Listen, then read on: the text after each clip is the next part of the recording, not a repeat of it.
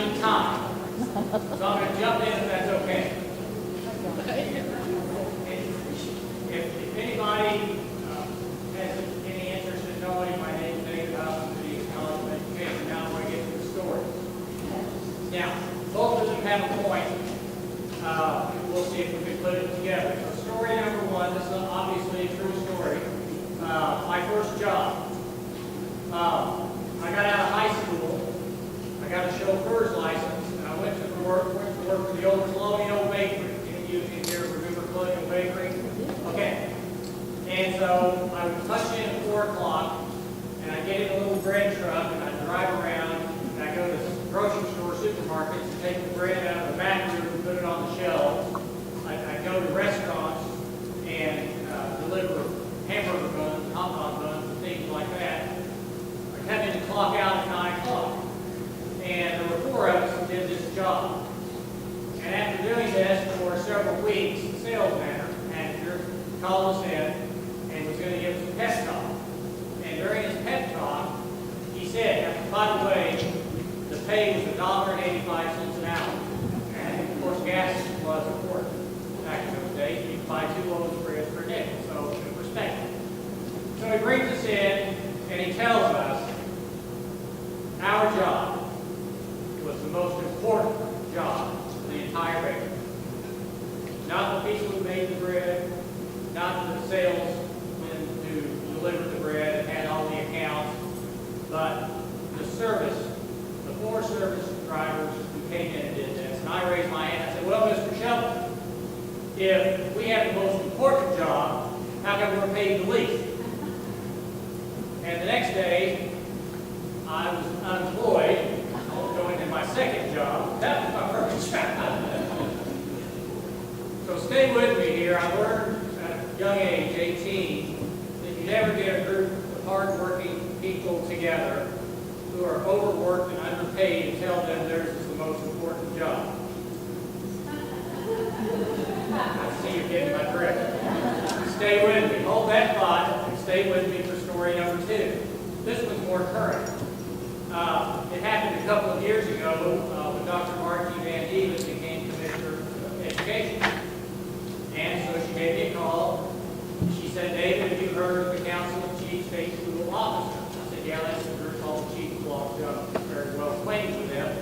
She says, well, we've got a new initiative going. Now, we need to check it out. Would you go with a member of my staff and listen and then tell us if Missouri should get into this thing or not? So I went with Paul Cactic, I mean, you know, Paul and Jesse. We went, we decided it would be a good thing to do, and now we're doing it. But here's the interesting story in there. When I was at this meeting, and they called themselves chiefs, because they could be commissioners or directors or superintendents. Some are appointed by governors, some are hired by the state board, some are elected by popular election, like the state superintendent schools in California. And there were, representatives from state departments from 5 or 6 different states. I remember Massachusetts.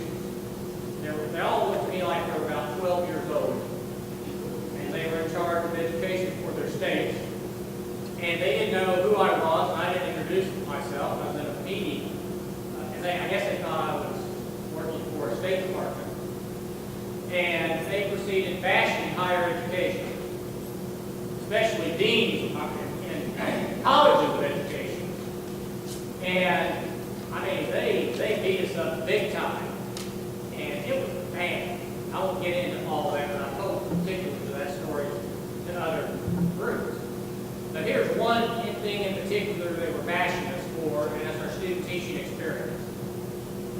And they bashed our supervisors. They first started with our programs. They thought our programs were crap and wanted to close them, do it themselves. They thought that our cooperating teachers were the worst among the schools, not the best. And that our supervisors were never out there and did it. It was bad. Folks, get my message here. Are you with me? Okay, enough of that. So we came back and we got this thing going. But I was bound and determined to tackle that student teaching thing. Because quite frankly, I have great experience. And most everything that comes across my desk looks really good. And I hear the good stuff. And what do we have to do?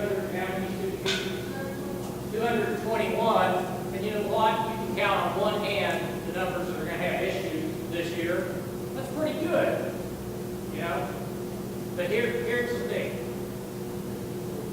You guys in this room, and a few others who aren't here, are cooperating teachers, our professors, together can change that perception. And you change it not by contributing to all that negative stuff, but it has to do with your interactions in the schools, with those student teachers, interns, or whomever, with cooperating teachers. And I really think if we did this together with the public schools and our professors and our supervisors in a partnership here in Missouri, the way we should be doing this, I think it's a major initiative of that group. You're going to hear more about this kind of aside. At least in Missouri, at those national meetings, when these State Department people get together and talk about the bad things that happen during this period of time, at least the state of Missouri can say, no, that's not the way it is here. We have the best of the best. Yes, they're overworked and underpaid, and we're not going to insult them by telling them it's the most important, but you know what? That was the tenor of that meeting. That really is the most important. So, kids are here, the students are here, we prepare them, and we ought not, during that last semester of student teaching, to say, okay, this is kind of the end. You know, that ought to be the beginning, and it ought to be something rigorous and good, and we ought to have good relationships with our public schools. We ought to tell a very good story, and the state of Missouri is in the middle of an initiative to kind of tackle the student teaching experience to improve it. And like I said, you're going to be hearing more and more about that this year, next year, and the next. So, again, I don't want to say, you know, that's the most important part, because everybody involved in that are the people who work very hard for very little money to do it.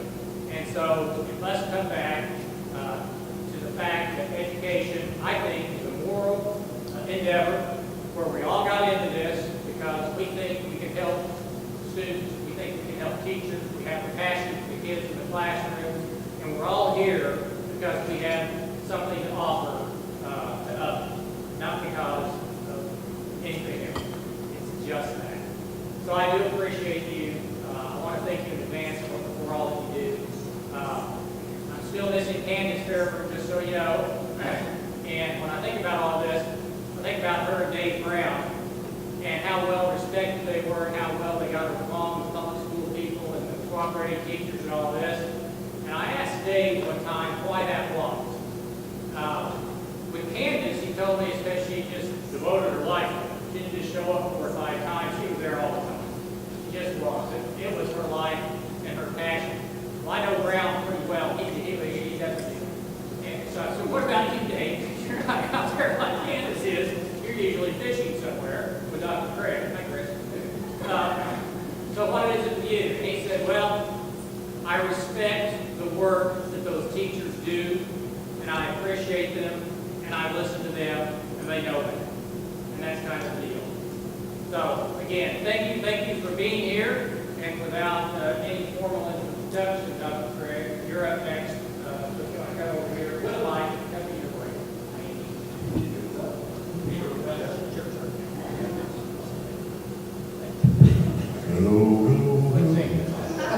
Okay, so again, I want to echo Dave's thanks to everybody. What they're fixing to do this semester, as I understand, this is a key semester for us for our accreditation preparation. And I know you'll be hearing a lot of that from folks from Dave's college who have worked very, very hard to set up a system and support to gather all the data that we need for our CAPE accreditation. And I know there's some specific things that we're really going to be banking on the supervisors in particularly to do for us as part of field experiences.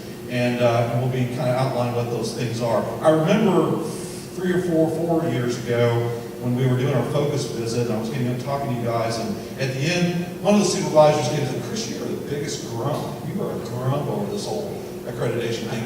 And yeah, I am coming up. But I'm not going to do that anymore. You know, it's a different gig, and David and I have gone through this together a number of times over the years, and we've done our ability to network with people, to talk about the goodness of our programs, our faculty, and the good things that are happening in the community.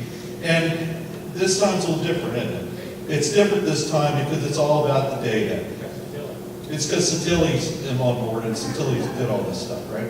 But following James's lead, I just would encourage you guys to let's work through this together. Let's take that final step. Let's get the stuff that needs to be in task stream. Let's work together. Let's communicate. Let's not let anything get left undone. This is an important semester because I think, James, it's this semester, next semester, and next fall are the days. Is that correct? That are going to be looked at. So, and then I just wanted to end on this. It was kind of funny. So Emma, I'm trying to keep track of everything. And I'll be honest with you, my head isn't nearly as into this stuff as it once was. But you understand we got some supports for the MOPTA, part of what you guys are doing with our students. And some of my most favorite people in the world are the following. I got a lot, but these are some of them. Deanna Piccolo. Is Deanna here? Well, see, there's Deanna Piccolo, and then there's Deb Price. Is Deb Price here? There, what about Daniel Hellman? Here. See, here's the thing about this. Those three names together represent the most interesting kind of sounding things. Listen to this. Piccolo, Price, and Hellman. Listen to this. If is Desi getting you down, you just call Piccolo, Price, and Hellman. Is Kate feeling kind of creepy? You just call Piccolo, Price, and Hellman. They'll do the fighting for you. But anyway, I do appreciate that. I mentioned those guys because I know we've kind of had to pull internally because of Candace. You mentioned Candace's absence, and we do feel it. Others have stepped up to try to help us all work together to get these things done. And their commitment is just a representation of what I know what we'll all do this semester. So again, welcome back. We appreciate everything you guys do, and just know that the Provost's office is behind our dean and behind all of you to get the job done and keep us posted.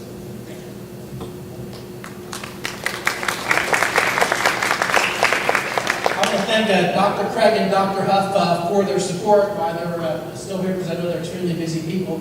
So let's give them a round for all their help. My name is James Disappea. I'm the Associate Dean, and I like to think about this as a positive thing.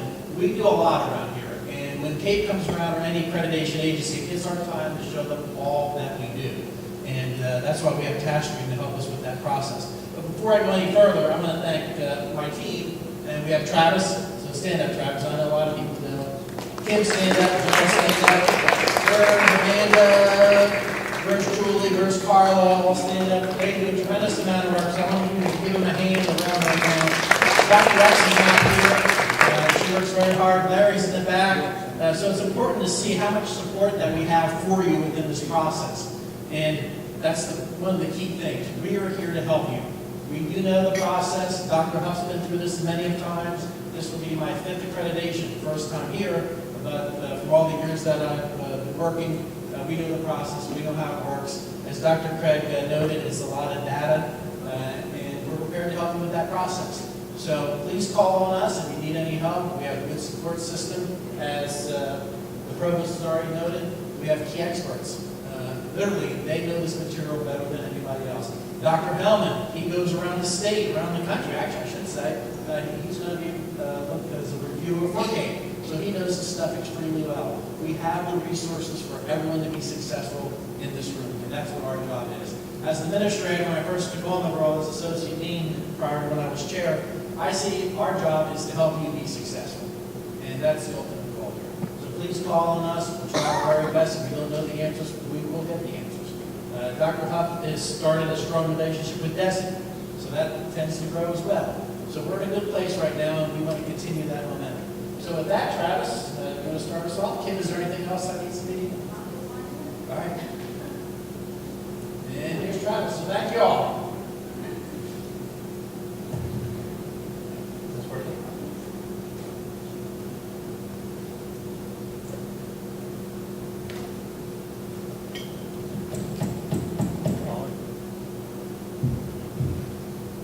Can you guys hear me okay? Yeah. Awesome.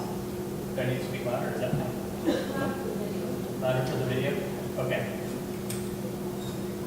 I can turn it up. Well, I guess the first thing I want to mention before I dive into task stream assessments and stuff is that I have some really, really awesome news. This is some news that some of you have been waiting for 3 years, 4 years, 5 years. And so I'm so excited to announce that STEPS is dead. We're finished with STEPS. We've moved on. So for any of you who have been with us for the past couple of years, you no longer have to work in 2 systems. Everything will be done in task stream. So that's super exciting. Yesterday I sent you an email. Did everybody get the email I sent? Had a few attachments to it. I want to take a look at one of those attachments real quick. Okay, so attached to that email there were 2 assessment timelines, one for college of ed students and one for secondary ed students. The one I have up in front of me is the college of ed timeline. There's a subtle difference between the 2, not too big a deal, but a little. So this timeline, just taking a quick look at it, it lists down the left-hand column the assessments that are expected to be completed. The student duties, what do they do to complete this assessment? Where is it submitted? This column is predominantly task stream, but there is an ETS reference in there and stuff for the MOPTA. Who are they submitting it to? And then finally, who's going to be doing the evaluation of that assessment? Earlier today, I also sent these documents to our student teachers. So hopefully now everyone's on the same page. And to our cooperating teachers, earlier this morning I sent this document, which was also attached to the email you received yesterday. Cooperating teachers actually have it really easy. There's only 4 assessments that they need to complete, and they're listed right there. One thing I want to note is you'll notice under the due date column here and on the other one, there aren't specific due dates, and the reason for that is there's a lot of diversity from program to program here in the length of the student placement. There's also some diversity into exactly what is completed by the students and to whom it gets submitted to. So I had to give kind of ballpark or time frame information on these. Anyone not worked in task stream yet? Everybody has? Who's not comfortable with it? Oh, we got 1? Has not? 2, 3? Okay, cool. In that case, I'm going to give a really brief task stream demo for you guys.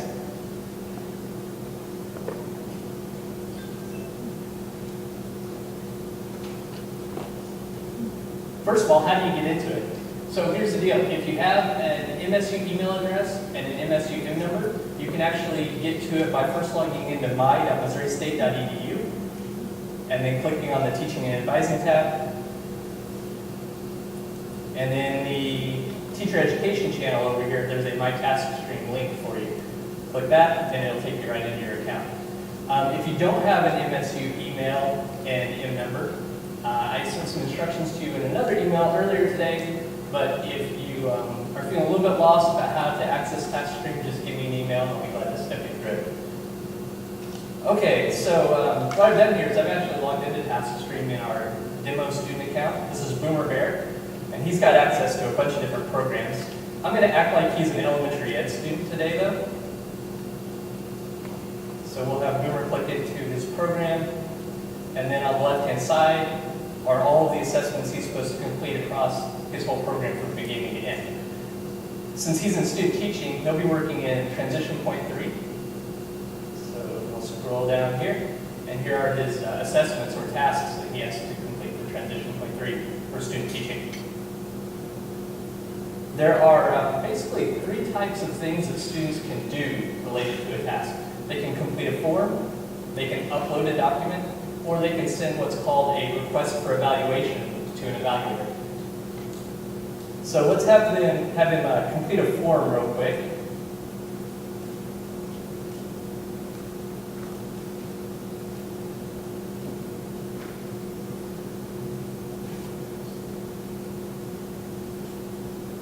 And most of these fields are actually optional, so I'm going to skip down to the ones that are required.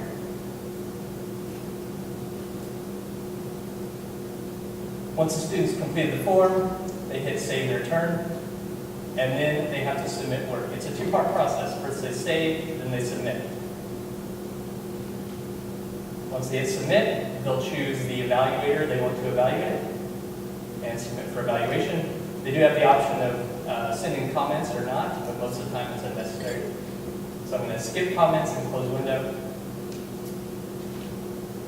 And now that has been submitted. And in fact, if we look at the contact information form down here, it shows that it's been submitted, and it gives the date and the person to whom it was submitted. So let's do an upload now. And I'm going to bring this back around to you guys here in just a minute.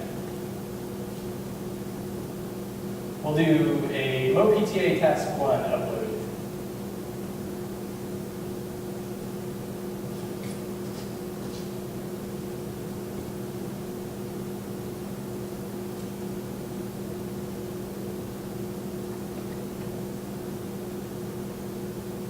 The student has the option of dragging and dropping files or adding files with the file picker. Looks like I'm going to use the file picker. I tried the drag and drop thing and I don't know what happened.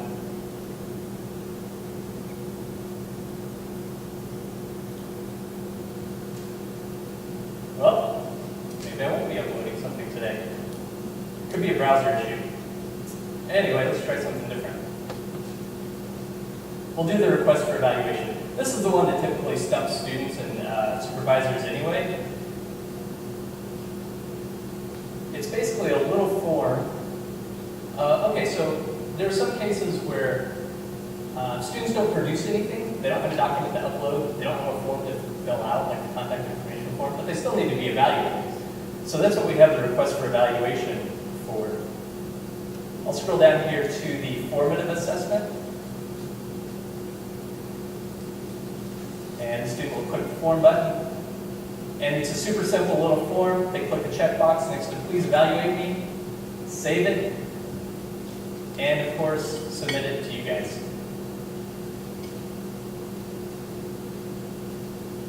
I don't know how many emails I've got from students who look at that and say, is that really it?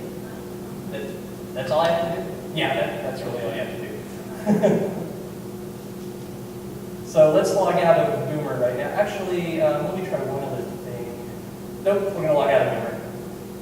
And we'll go into our demo supervisor account, Betty Bear.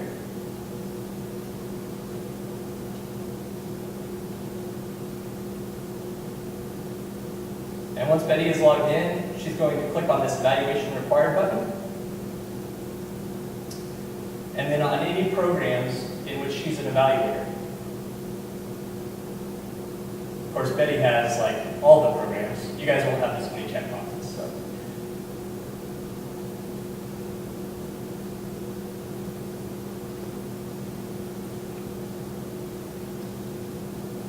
Okay, what task stream does now is it actually pulls together all the items that the student has submitted to you from across the different programs.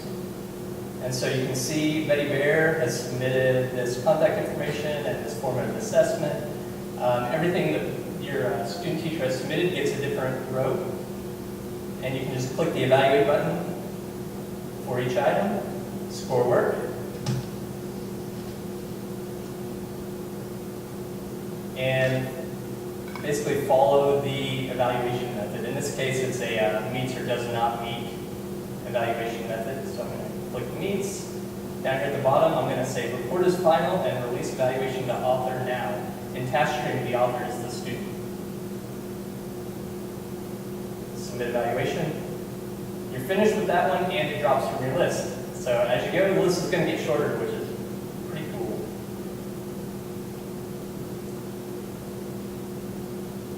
And now we're doing the formative assessment. I'm going to score work again. And this time it's a rubric. I can click the box beneath the performance indicator level to select it.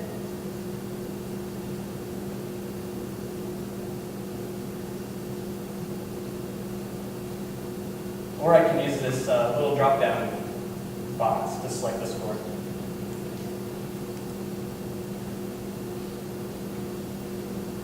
I think there's about like 15 or 16 items here, so I'm not actually going to go down through and select everything. But it's the same process. Make your selections at the bottom, record as final, and send back to author now. Submit it, and that's it. Just some quick notes. I will be sending out blanket reminders to students, to you guys, and cooperating teachers across the course of the semester. Again, these won't have specific dates or anything in there. The students just need to follow their timeline. Whether or not they get it on like this Monday or this Wednesday isn't as big a deal as that they get it done.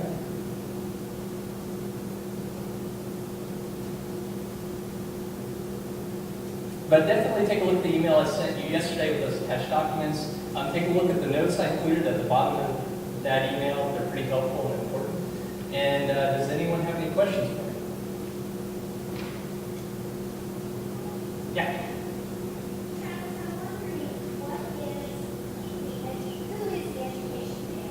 It's me, but in task stream, it's actually called MSU Education Manager.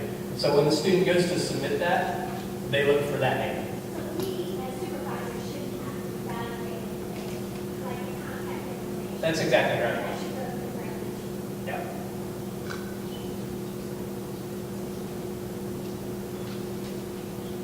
Anything else? Oh, sure. The question was, who is the MSU Education Manager, and do the supervisors need to evaluate that? And the answer is, I'm the Education Manager, but when students go to submit something, they'll see MSU Education Manager in their list of evaluators, so that's who they'll choose to submit to. And supervisors aren't responsible for anything that goes to the MSU Education Manager. Awesome. Well, I look forward to working with you all this semester.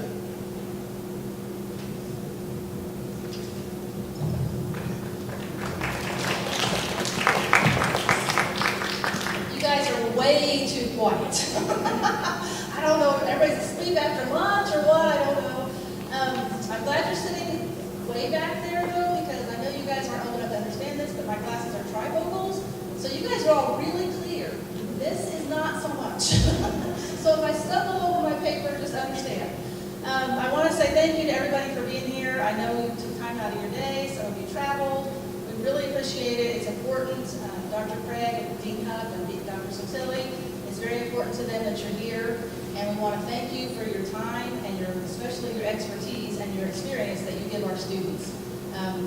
The students rely on you guys to guide them through the semester. And sometimes they rely on you a little too much, and if that's the case, just let us know. But that you're their rock through the semester, and we really appreciate you guys being here. Next, we're going to have, I'm going to go through, you have a handout, so I'm not going to read it to you, but I'm going to go through each of the items on it and just kind of highlight some things so that you can take it home, look at it later, whatever you need to do. Okay, so the first thing on your handout is just information at the top, which is our contact information at our office. I know Dr. Sotilli briefly had us stand up, but you know John Reinert. Most of you have probably met him. If your students say they are getting emails about compliances and they think they've done them and they know they've done everything they're supposed to do, John Reinert is the person they need to contact about anything about their compliance documents. Carla Ferguson, she's still up there? Okay, and Amanda Bird, stand up and wave again. And Julie Bandy, they are all in our office. I'm Kim DeBree, there's Julie. We all work in the same office. We place practicum students, we place student teachers. Anything you have a question about, you can probably contact any of us. They're on the top of that page, and we can either answer you or find the person that can answer you. So just feel free to contact us anytime. The student teaching handbook, you guys all received that in an email from me. You got a PDF and a link to the electronic handbook.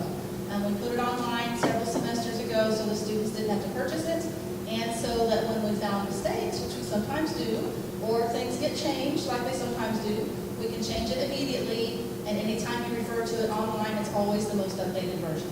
So any changes are always up there. Student teaching forms, John's going to talk to you about that more in detail as we go on. So scroll on up, please. Okay, meetings. This is the only meeting we have that we ask you all to come to. And we only do it in the fall, so it's just once a year.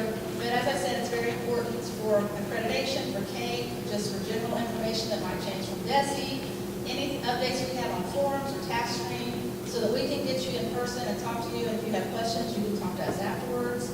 It's just a time so that we can see you and meet you and talk to you, and anything you need, you can ask from us.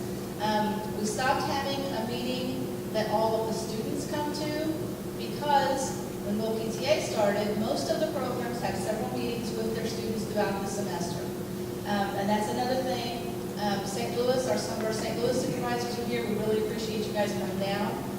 They have meetings with their students and their supervisors different times throughout the semester. And all of the programs that have provided their calendar for their program to our office, we have those posted on our website.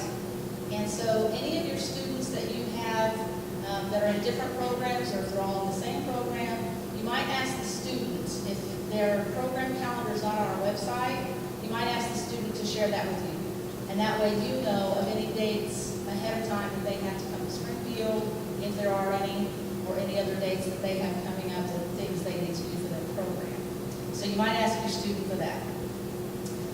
The next thing on your paper is DESE requirements. Some of these aren't new. They went to a 12-week placement a few semesters ago.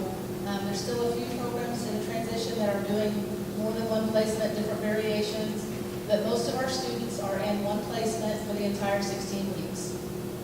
The MEAS evaluation system, most of you that have supervised for us before or for another university have used the MEAS evaluation system. It's the Missouri Educator Evaluation System, and that is the formative and summative evaluation that you submit for your students at 8 weeks and 16 weeks, basically. Travis talked a little bit about that, I think, in task strength. The final candidates must complete the MOPTA. Most of you know that. It's critical. It's a big assessment. It's for certification. If they don't pass it, they don't get certified. So it's a big deal during their student teaching. And it's not your responsibility for them to pass that. Just want to remind you, it's not on your shoulders. Most of you as teachers take it on your shoulders, but it's not. And you can guide them, and our MOPTA group will talk more about that when we have that later on the agenda. You can guide them, but it's not your responsibility, no matter how much they ask you, to help them complete that. It's their responsibility. So I just want you to know you're not. Some programs have the supervisors do a few more things than other programs do. Some programs say, don't touch it. You don't do anything with it. But that's up to the program that you supervise, so that you'll know that with your program. The next section is communication. Communication is very important. You should have received a list from our office.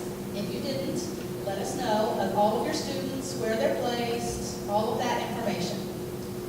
It's very important to our office when you visit your students the first time.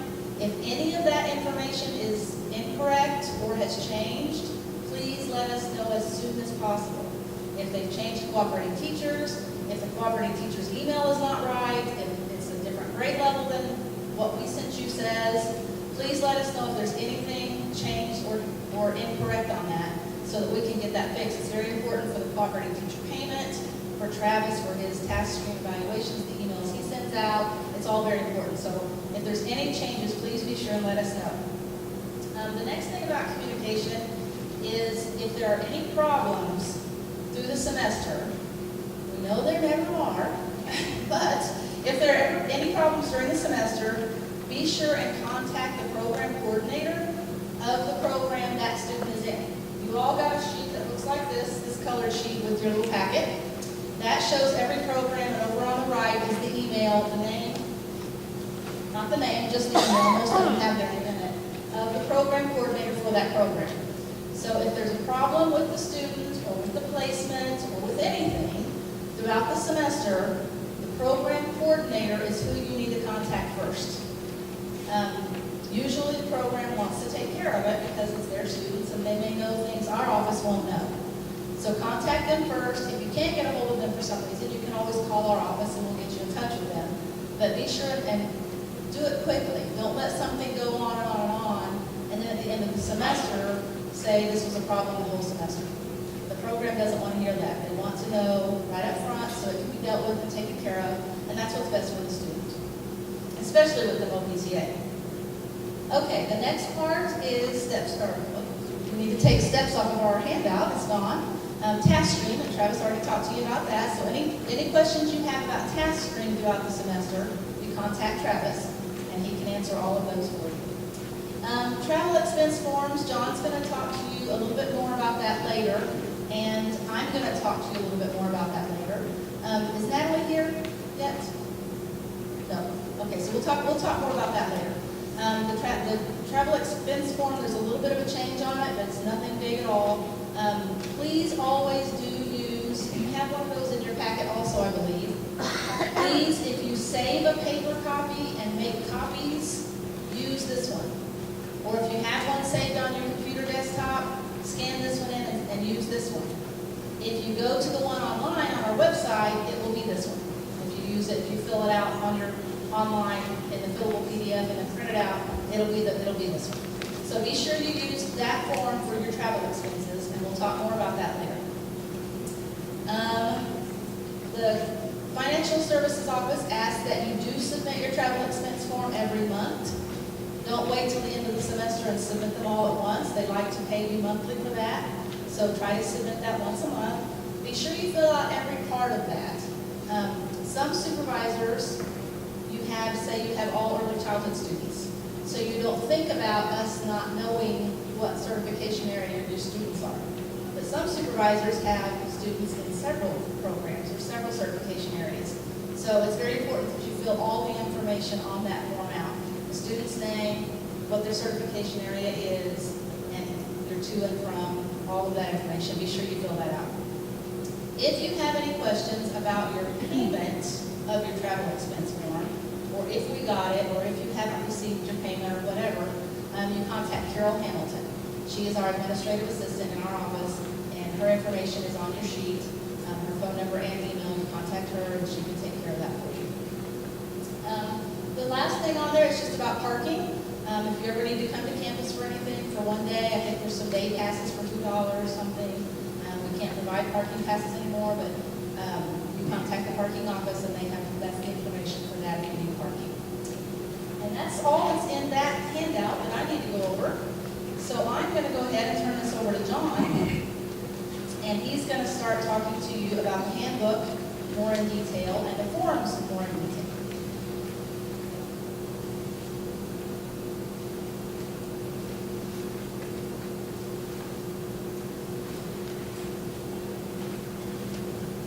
One of my fun summer jobs is always the student teaching handbook. And, I just can't wait to get to that every time June rolls around. But one of the first things, since some of you are new, the first thing that we're going to do is to show you how to navigate to the educational field experiences page. And so you can start from the main MSU page. There's a couple of ways to get to that. You can type in the search box, you can type in educational field experiences, or you can go to the A to Z, and you're going to click on E, and then choose educational field experiences from the tab right there. And then there is a plethora of knowledge on this page, and all of this information is for your student teachers and for you as well. We're going to talk about the student teaching forms, and we're going to talk about the handbook. And so the student teaching forms are all the way to the bottom. And so if you just click on the forms, there are the resources and forms. And if you scroll down, there really is not a whole lot of change from last year except 2 specific forms. The lesson observation form and the weekly progress form, we had many complaints about getting those to open. And those would be almost daily phone calls to me. So those are 2 forms that we totally reformatted and basically started from scratch on one of them. And so let's start with the lesson observation form. And it opens, that's always good. And basically, our office decided to just revamp this form and to make it very comparable to what the standards are. And so this is a form that is for the cooperating teacher. And it's something usually that is submitted to you as a supervisor whenever you go to visit. And so that's one of our changes. And then the other change is the weekly progress form. And it looks very much like what it did before. We changed the way that you actually score, but the big change is that it actually opens whenever you click on it. And yes, that is a big change. And so there were a few minor changes on maybe a couple of the other forms, but those are the major ones. If you have difficulty with them, send me an email and we'll see what we can do. Make sure that you're using either Internet Explorer or Google Chrome. They open the best there. A lot of times when students are on their iPads and they're trying to use Safari, the forms will not open. And so do try that. And there are also some examples at the top about what you can do to try to fix the problem if it's something that will not open. And so the other thing I'm going to talk about is the Student Teaching Handbook. We no longer have the students buy these at the bookstore. For the past couple of years, it's been an online document, and it's something that students can put on their desktop, on their computers, and access at any time. And so if we click the Student Teaching Handbook open,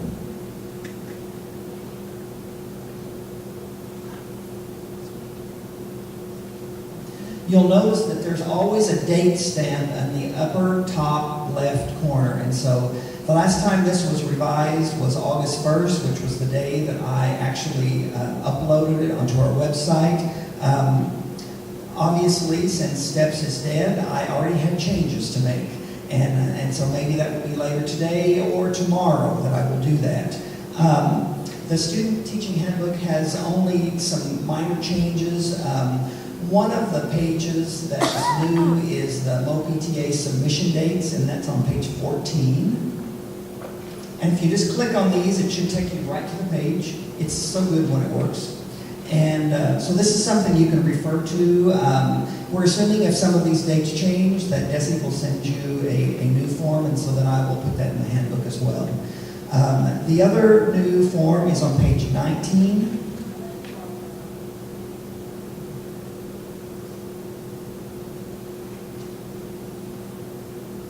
And for several semesters, every time that we would receive evaluations from students or talk with student teachers, they would tell us, is there something that you can create that is like a checklist or a timeline that we can refer to, and as we get things finished, check it off. And so we put all of our heads together, and we came up with a multi-page document. It starts with applying for student teaching, which, of course, they've already done that. And so this is something that you can refer to as well if your students have questions for you, and refer them back to that. But I think the student teachers will find this very, very helpful as they go through their last part of their program. And so if you have any questions about the Student Teaching Handbook, I am not here to tell you that it is error-free, but I am hoping very much that it is. If you find things that need changes, just send me an email and I can revise it that day. Do you have any questions about student teaching forms or about the Student Teaching Handbook? Yes? This is my third year, and there's been a form in there in the past for planning and scheduling as teacher as they started, and it should have on there this year. Yes. The question is, there was a form that was the planning and work schedule form, and that was another form that was a problematic form. And many people said that it would not open as well. And it was an old form that was created quite some time ago. And so we did decide to take that form out. And so hopefully you can come up with some procedure on your own to do that planning. I mean, if it is a form you think that you do need, And I need time. So I'm going to jump in if that's okay.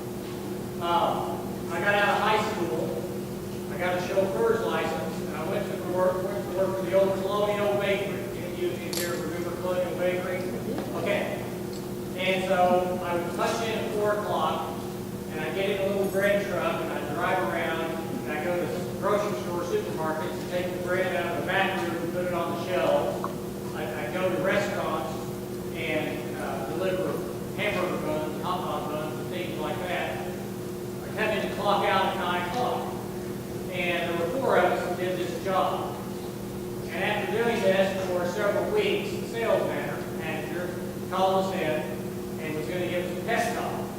And during his pep talk, he said, by the way, the pay was $1.85 an hour. And of course, gas was important back in those days. You could buy 2 loaves of bread for a nickel, so it was respected. So he brings us in and he tells us our job was the most important job in the entire bakery. Not the people who made the bread, not the salesmen who delivered the bread and had all the accounts, but the service, the 4 service drivers who came in and did this. And I raised my hand and I said, well, Mr. Shelton, if we have the most important job, how come we're paid the least? And the next day, I was unemployed. I was going to my second job. That was my first job. So stay with me here. I learned at a young age, 18, that you never get a group of hardworking people together who are overworked and underpaid and tell them theirs is the most important job. I see you getting my drift. Stay with me. Hold that thought and stay with me for story number 2. This was more current. It happened a couple of years ago when Dr. Margie Van Dieven became Commissioner of Education. And so she gave me a call. She said, David, have you heard of the Council of Chief State School Officers? I said, yeah, that's the group called the Chief School Officers. I'm very well acquainted with them. She says, well, we've got a new initiative going. Now, we need to check it out. Would you go with a member of my staff and listen and then tell us if Missouri can get into this thing or not? So I went with Paul Katnick, I mean, you know, Paul and Jesse. We went, we decided it would be a good thing to do, and now we're doing it. But here's the interesting story in there.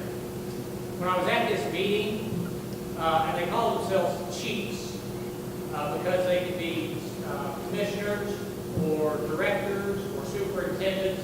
Some are appointed by governors, some are hired by the state board, some are elected by popular election, like the state superintendent of schools in California. And there were, I don't know, representatives from state departments from 5 or 6 different states. I remember Massachusetts. They all looked to me like they were about 12 years old.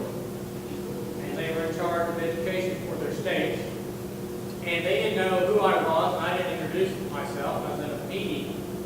And I guess they thought I was working for a state department. And they proceeded bashing higher education, especially deans in colleges of education.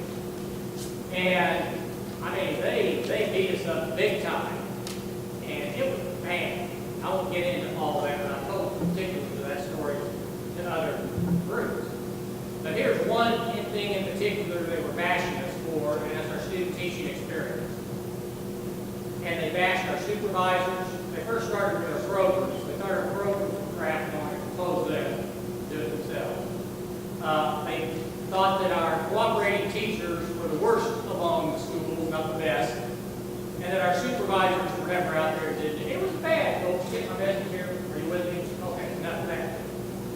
So we came back and we got this thing going, but I was bound and determined to tackle that student teaching thing. Because quite frankly, I have great experience, and most everything that comes across my desk looks really good, and I hear the good stuff. And what do we have, 200 and how many student teachers? 221, and you know what? You can count on one hand the numbers that are going to have issues this year. That's pretty good, you know? But here's the thing. You guys in this room, and a few others who aren't here, are cooperating teachers, our professors, together can change that perception. And you change it not by contributing to all that negative stuff, but it has to do with your interactions in the schools, with those student teachers, or interns, or whomever, with cooperating teachers. And I really think if we did this together with the public schools and our professors and our supervisors in a partnership here in Missouri, the way we should be doing this, I think it's a major initiative of that group. You're going to be hearing more about this kind of aside. At least in Missouri, at those national meetings, when these State Department people get together, Missouri to say, no, that's not the way it is here. We have the best of the best. Yes, they're overworked and underpaid, and we're not going to insult them by telling them it's the most important, but you know what? That was the tenor of that meeting. That really is the most important. So, kids are here, the students are here, we prepare them, and we ought not, during that last semester of student teaching, to say, okay, this is kind of the end. You know, that ought to be the beginning, and it ought to be something rigorous and good, and we ought to have good relationships with our public schools. We ought to tell a very good story, and the state of Missouri is in the middle of an initiative to kind of tackle the student teaching experience, to improve it. And like I said, you're going to be hearing more and more about that this year, next year, and the next. So, again, I don't want to say, you know, that's the most important part, because everybody involved in that are the people who work very hard for very little money to do it.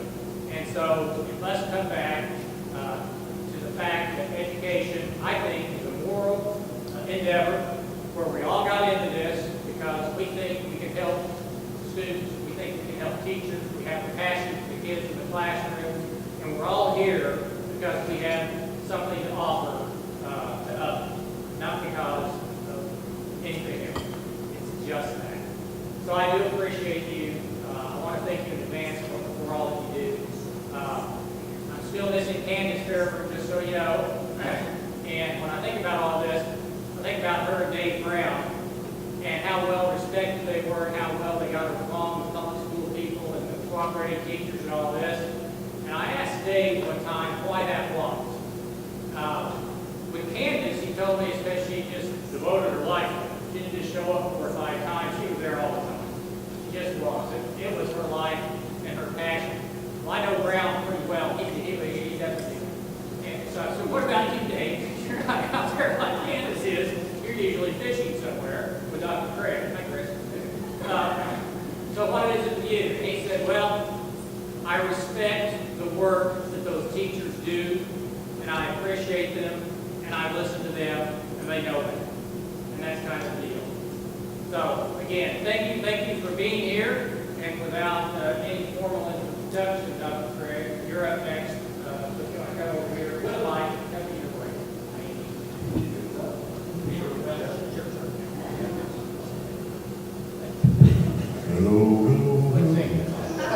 Okay, so again, I want to echo Dave's thanks to everybody.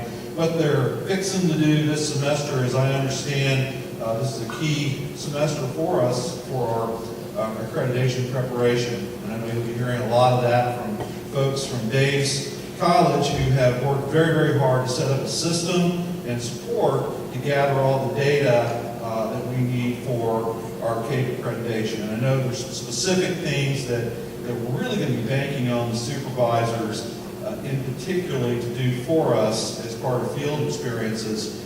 And we'll be kind of outlining what those things are. I remember 3 or 4 years ago when we were doing our focus visit, and I was getting up talking to you guys, and at the end, one of the supervisors came and said, Chris, you're the biggest grump. You are a grump over this whole accreditation thing. And I am coming up. But I'm not going to do that anymore. You know, it's a different gig, and David and I have gone through this together a number of times over the years, and we've done our ability to network with people, to talk about the goodness of our programs, our faculty, and the good things that are happening in the community. And this time's a little different, isn't it? It's different this time because it's all about the data. It's because Santilli's on board, and Santilli's did all this stuff, right? But following James's lead, I just would encourage you guys to let's work through this together. Let's take that final step. Let's get the stuff that needs to be in task stream. Let's work together. Let's communicate. Let's not let anything get left undone. This is an important semester because I think, James, it's this semester, next semester, and next fall are the days. Is that correct? That are going to be looked at. So, and then I just wanted to end on this. It's kind of funny. So Emma, I'm trying to keep track of everything. And I'll be honest with you, my head isn't nearly as into this stuff as it once was. But you understand we got some supports for the MOPTA. Part of what you guys are doing with our students, and some of my most favorite people in the world are the following. I got a lot, but these are some of them. Deanna Piccolo. Is Deanna here? Well, see, there's Deanna Piccolo, and then there's Deb Price. Is Deb Price here? There, I call it. What about Daniel Hellman? See, here's the thing about this. Those three names together represent the most interesting kind of sounding things. Listen to this. Piccolo, Price, and Hellman. Listen to this. If is Desi getting you down, you just call Piccolo, Price, and Hellman. Is Kate feeling kind of creepy? You just call Piccolo, Price, and Hellman. They'll do the fighting for you. But anyway, I do appreciate that. I mentioned those guys because I know we've kind of had to pull internally because of Candace. You mentioned Candace's absence, and we do feel it. Others have stepped up to try to help us all work together to get these things done. And their commitment is just a representation of what I know we'll all do this semester. So again, welcome back. We appreciate everything you guys do, and just know that the Provost's office is behind our dean and behind all of you to get the job done and keep us posted.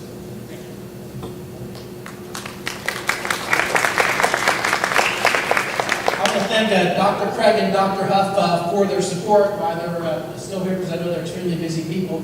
So let's give them a round for all their help. My name is James Disappea. I'm the Associate Dean, and I like to think about this as a positive thing. We do a lot around here, and when CAPE comes around or any accreditation agency, it's our time to show them all that we do. And that's why we have Task Stream to help us with that process. But before I go any further, I'm going to thank my team. And we have Travis, so stand up, Travis. I know a lot of people do. Kim, stand up. Joel, stand up. Where's Amanda?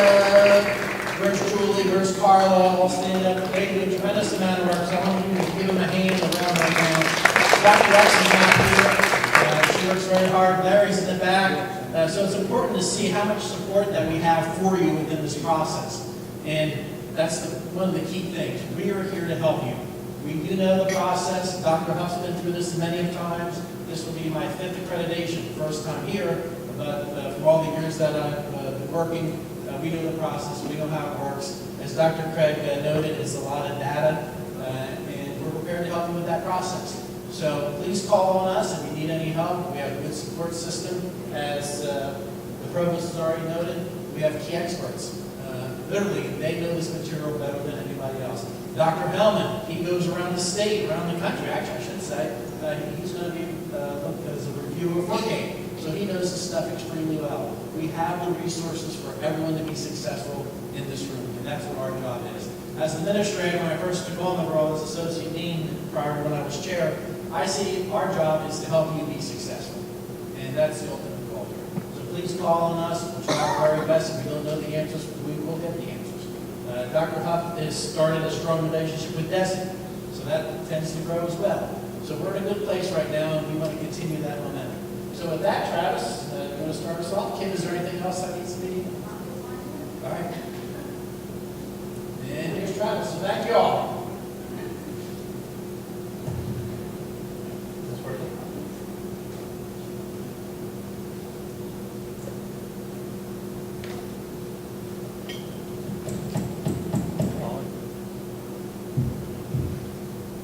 You guys hear me okay? Yes. Awesome. Do I need to speak louder, or is that fine? Louder for the video? Okay. I can turn it up. Well, I guess the first thing I want to mention, before I dive into task stream assessments and stuff, is that I have some really, really awesome news. This is some news that some of you have been waiting for 3 years, 4 years, 5 years. And so I'm so excited to announce that STEPS is dead. We're finished with STEPS. We've moved on. So for any of you who have been with us for the past couple of years, you no longer have to work in 2 systems. Everything will be done in task stream. So that's super exciting. Yesterday I sent you an email. Did everybody get the email I sent? Had a few attachments to it. I want to take a look at one of those attachments real quick. Okay, so attached to that email there were 2 assessment timelines, one for college of ed students and one for secondary ed students. The one I have up in front of me is the college of ed timeline. There's a subtle difference between the 2, not too big a deal, but a little. So this timeline, Just taking a quick look at it, it lists down the left-hand column the assessments that are expected to be completed. The student duties, what do they do to complete this assessment? Where is it submitted? This column is predominantly task stream, but there is an ETS reference in there and stuff for the MOPTA. Who are they submitting it to? And then finally, who's going to be doing the evaluation of that assessment? Earlier today, I also sent these documents to our student teachers. So hopefully now everyone's on the same page. And to our cooperating teachers, earlier this morning I sent this document, which was also attached to the email you received yesterday. Cooperating teachers actually have it really easy. There's only 4 assessments that they need to complete, and they're listed right there. One thing I want to note is you'll notice under the due date column here and on the other one, there aren't specific due dates, and the reason for that is there's a lot of diversity from program to program here in the length of the student placement. There's also some diversity into exactly what is completed by the students and to whom it gets submitted to. So I had to give kind of ballpark or time frame information on these. Anyone not worked in task stream yet? Everybody has? Who's not comfortable with it? Oh, we got 1? Have not? 2, 3? Okay, cool. In that case, I'm going to give a really brief task stream demo for you guys.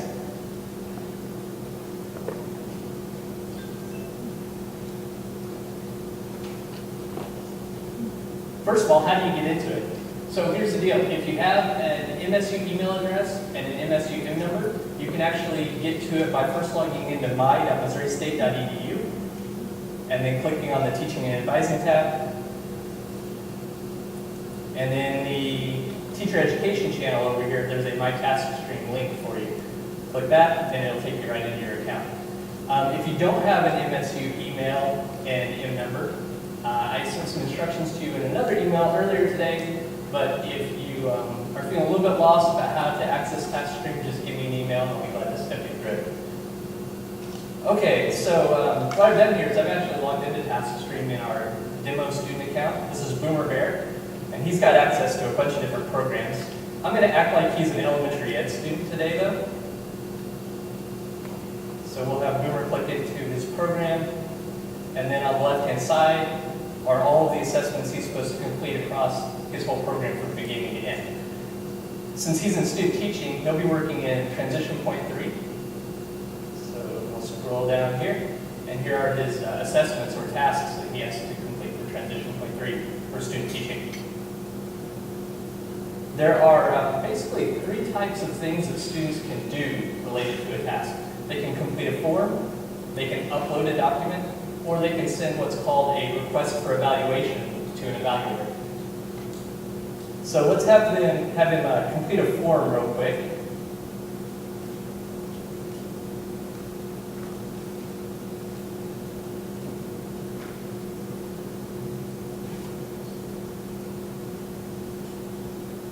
And most of these fields are actually optional, so I'm going to skip down to the ones that are required.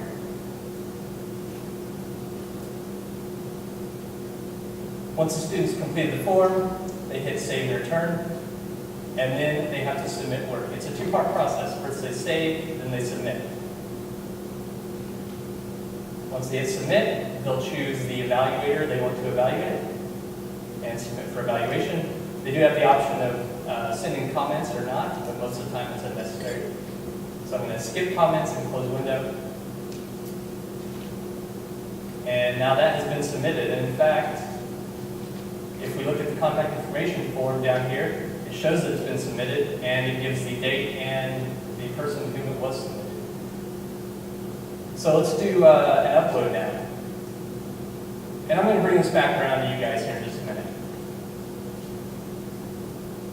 We'll do a MOPTA Task 1 upload.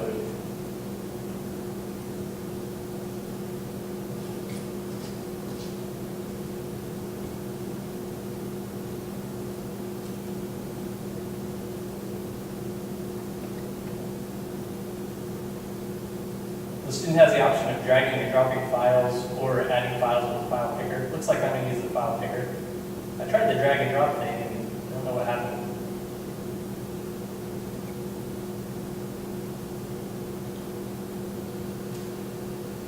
Well, maybe I won't be uploading something today. Could be a browser issue. Anyway, let's try something different. We'll do the request for evaluation. This is the one that typically stumps students and supervisors anyway. It's basically a little form. Okay, so there are some cases where students don't produce anything. They don't have a document to upload. They don't have a form to fill out, like the contact information form, but they still need to be evaluated. So that's what we have the request for evaluation for. I'll scroll down here to the formative assessment. And the student will click the form button. And it's a super simple little form. They click the checkbox next to please evaluate me, save it, and of course, submit it to you guys.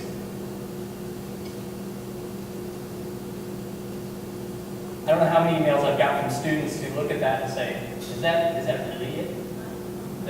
That's all I have to do? Yeah, that's really all you have to do. So let's log out of Boomer right now. Actually, let me try one other thing. Nope, we're going to log out of Boomer. And we'll go into our demo supervisor account, Betty Bear.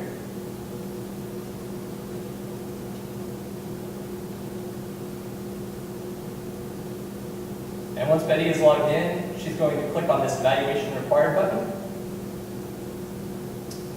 And then on any programs in which she's an evaluator. Of course, Betty has like all the programs. You guys won't have this many checkboxes. So.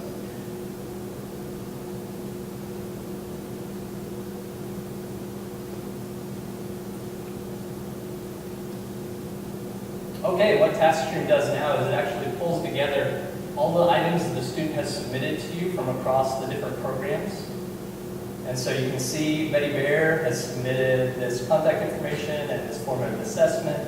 Everything that your student teacher has submitted gets a different row. And you can just click the evaluate button for each item, score work.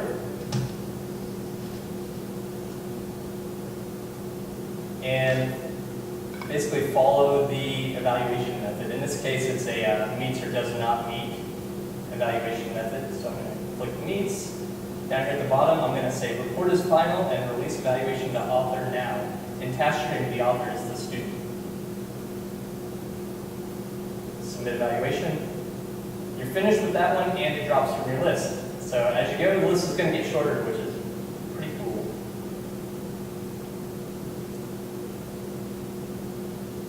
And now we're doing the formative assessment. I'm going to score work again.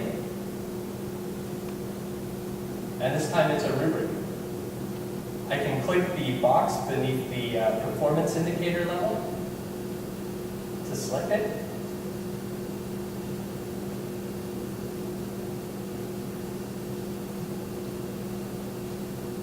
Or I can use this little drop-down box to select the score.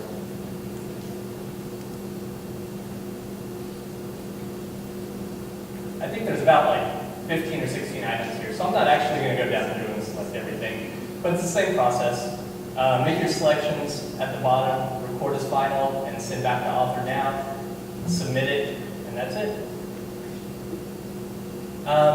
Just some quick notes. I will be sending out blanket reminders to students, to you guys, and cooperating teachers across the course of the semester. Again, these won't have specific dates or anything in there. The students just need to follow their timeline. Whether or not they get it on like this Monday or this Wednesday isn't as big a deal as that they get it done.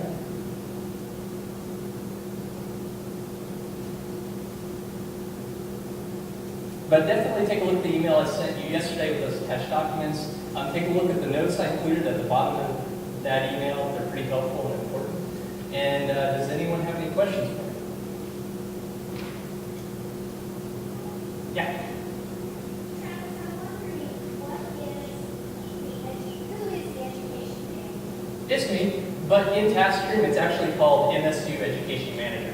So when the student goes to submit that, they look for that name. So we as supervisors shouldn't have to evaluate anything, like the contact information. That's exactly right. That should go to the ground. Yeah.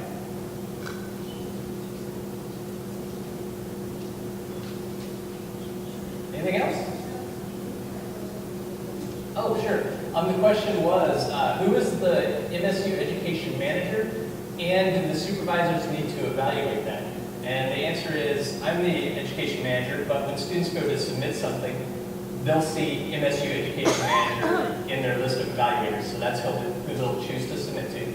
And supervisors aren't responsible for anything that goes to the MSU Education Manager. Awesome. Well, I look forward to working with you all this semester.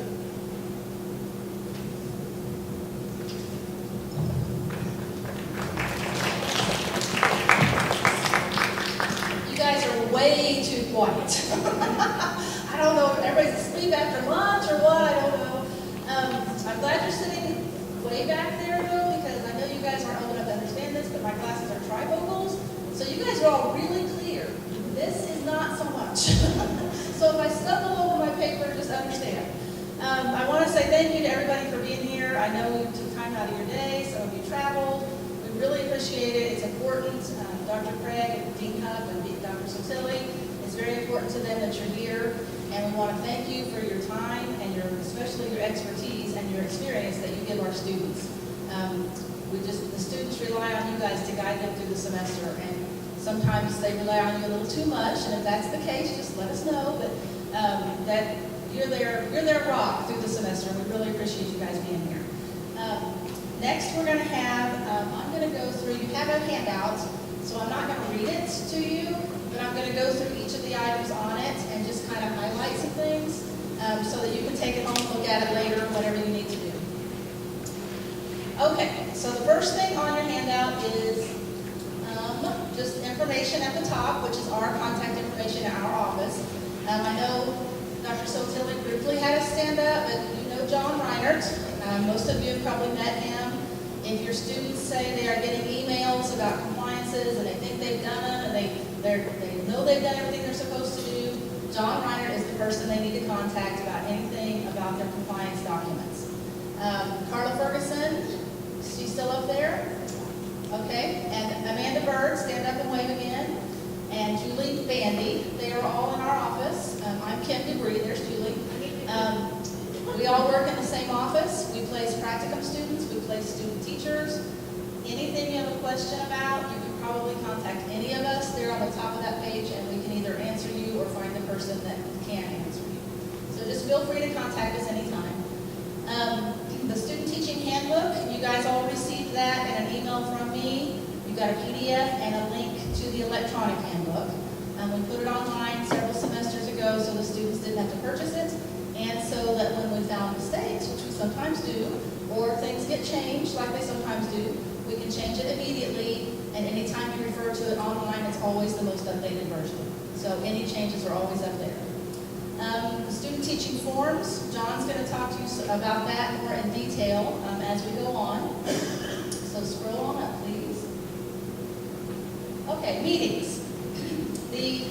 This is the only meeting we have that we ask you all to come to, and we only do it in the fall, so it's just once a year. But as I said, it's very important for accreditation, for CAPE, just for general information that might change from DESE, any updates we have on forums or TaskStream, so that we can get you in person and talk to you. And if you have questions, you can talk to us afterwards. It's just a time so that we can see you and meet you and talk to you. And anything you need, you can ask from us. We stopped having a meeting that all of the students come to because when PTA started, most of the programs have several meetings with their students throughout the semester. And that's another thing. St. Louis, some of our St. Louis supervisors are here. We really appreciate you guys coming down. They have meetings with their students and their supervisors different times throughout the semester. And all of the programs that have provided their calendar for their program to our office, we have those posted on our website. And so any of your students that you have that are in different programs, or if they're all in the same program, you might ask the students if their program calendar is not on our website. You you might ask the student to share that with you. And that way you know of any dates ahead of time that they have to come to Springfield, if there are any, or any other dates that they have coming up, and things they need to do for their program. So you might ask your student for that. The next thing on your paper is DESE requirements. Some of these aren't new. They went to a 12-week placement a few semesters ago. There's still a few programs in transition that are doing more than one placement, different variations, but most of our students are in one placement for the entire 16 weeks. The MEES evaluation system, most of you that have supervised for us before or for another university have used the MEES evaluation system, it's the Missouri Educator Evaluation System, and that is the formative and summative evaluation that you submit for your students at 8 weeks and 16 weeks, basically. Travis talked a little bit about that, I think, in task strength. The final candidates must complete the MOOC ETA. Most of you know that. It's critical. It's a big assessment. It's for certification. If they don't pass it, they don't get certified. So it's a big deal during their student teaching. And it's not your responsibility for them to pass that. Just want to remind you, it's not on your shoulders. Most of you as teachers take it on your shoulders, but it's not. And you can guide them, and our MOOC ETA group will talk more about that when we have that later on the agenda.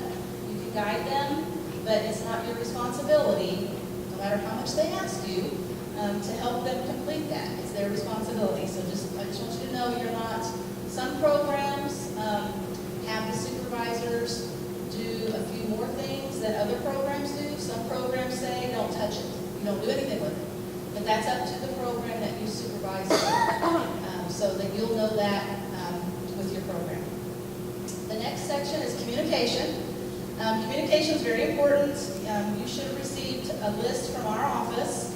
If you didn't, let us know of all of your students, where they're placed, all of that information. It's very important to our office when you visit your students the first time. If any of that information is incorrect or has changed, please let us know as soon as possible.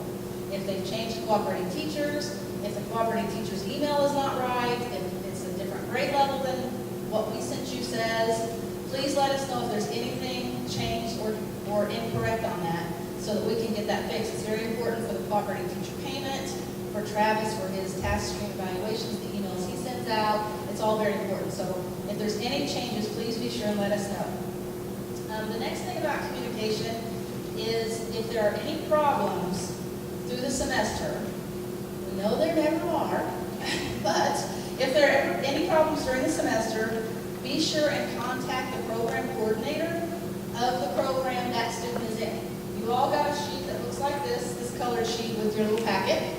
That shows every program, and over on the right is the email, the name, not the name, just the email, most of them have their name in it, of the program coordinator for that program. So if there's a problem with the student, or with the placement, or with anything throughout the semester, the program coordinator is who you need to contact first. Usually the program wants to take care of it because it's their students and they may know things our office won't know. So contact them first. If you can't get a hold of them for some reason, you can always call our office and we'll get you in touch with them. But be sure and do it quickly. Don't let something go on and on and on, and then at the end of the semester say this was a problem the whole semester. The program doesn't want to hear that. They want to know right up front so it can be dealt with and taken care of, and that's what's best for the student, especially with the OPTA. Okay, the next part is steps, or we need to take steps off of our handout. It's gone. Task stream, and Travis already talked to you about that. So any questions you have about task stream throughout the semester, you contact Travis, and he can answer all of those for you. Travel expense forms, John's going to talk to you a little bit more about that later, and I'm going to talk to you a little bit more about that later. Is Natalie here yet? No. Okay, so we'll talk more about that later. The travel expense form, there's a little bit of a change on it, but it's nothing big at all. Please always do use, you have one of those in your packet also, I believe. Please, if you save a paper copy and make copies, use this one. Or if you have one saved on your computer desktop, scan this one in and use this one. If you go to the one online on our website, it will be this one. If you use it, if you fill it out on online in the fillable PDF and then print it out, it'll be this one. So be sure you use that form for your travel expenses, and we'll talk more about that later. The Financial Services Office asks that you do submit your travel expense form every month. Don't wait till the end of the semester and submit them all at once. They like to pay you monthly for that, so try to submit that once a month. Be sure you fill out every part of that. Some supervisors, say you have all early childhood students. So you don't think about us not knowing what certification area your students are. But some supervisors have students in several programs or several certification areas. So it's very important that you fill all the information on that form out.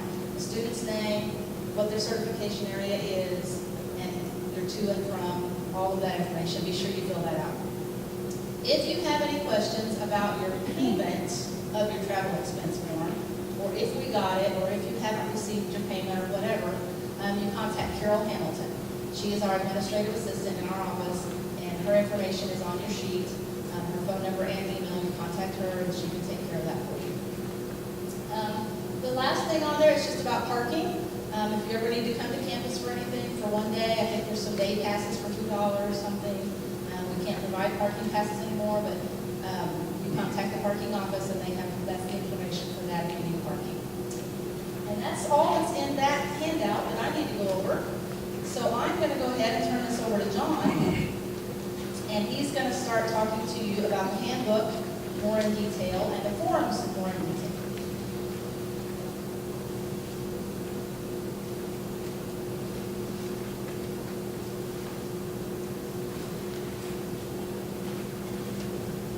One of my fun summer jobs is always the student teaching handbook. And, I just can't wait to get to that every time June rolls around. But one of the first things, since some of you are new, the first thing that we're going to do is to show you how to navigate to the educational field experiences page. And so you can start from the main MSU page. There's a couple of ways to get to that. You can type in the search box, you can type in educational field experiences, or you can go to the A to Z, and you're going to click on E, and then choose educational field experiences from the tab right there. And then there is a plethora of knowledge on this page, and all of this information is for your student teachers and for you as well. We're going to talk about the student teaching forms, and we're going to talk about the handbook. And so the student teaching forms are all the way to the bottom. And so if you just click on the forms, there are the resources and forms. And if you scroll down, there really is not a whole lot of change from last year except 2 specific forms. The lesson observation form and the weekly progress form, we had many complaints about getting those to open.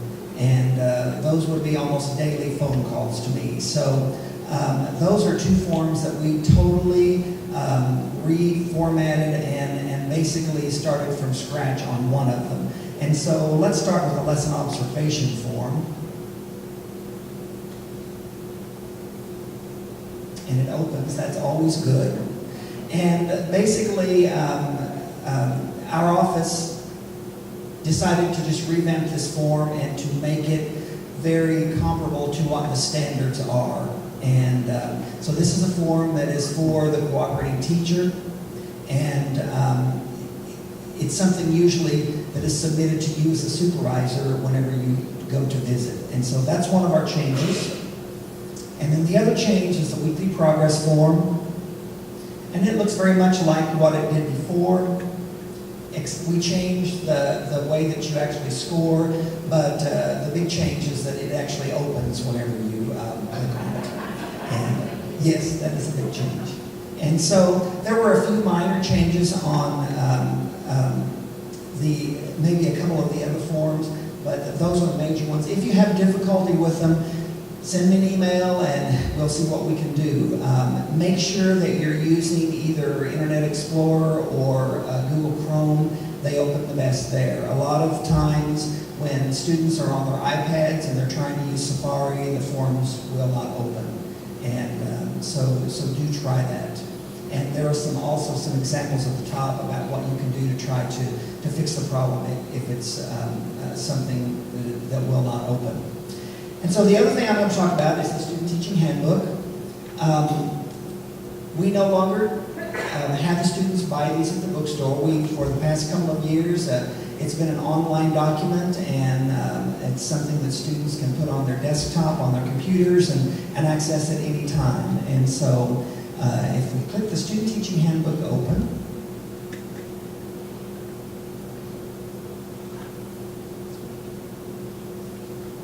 you'll notice that there's always a date stamp in the upper top left corner. And so the last time this was revised was August 1st, which was the day that I actually uploaded it onto our website.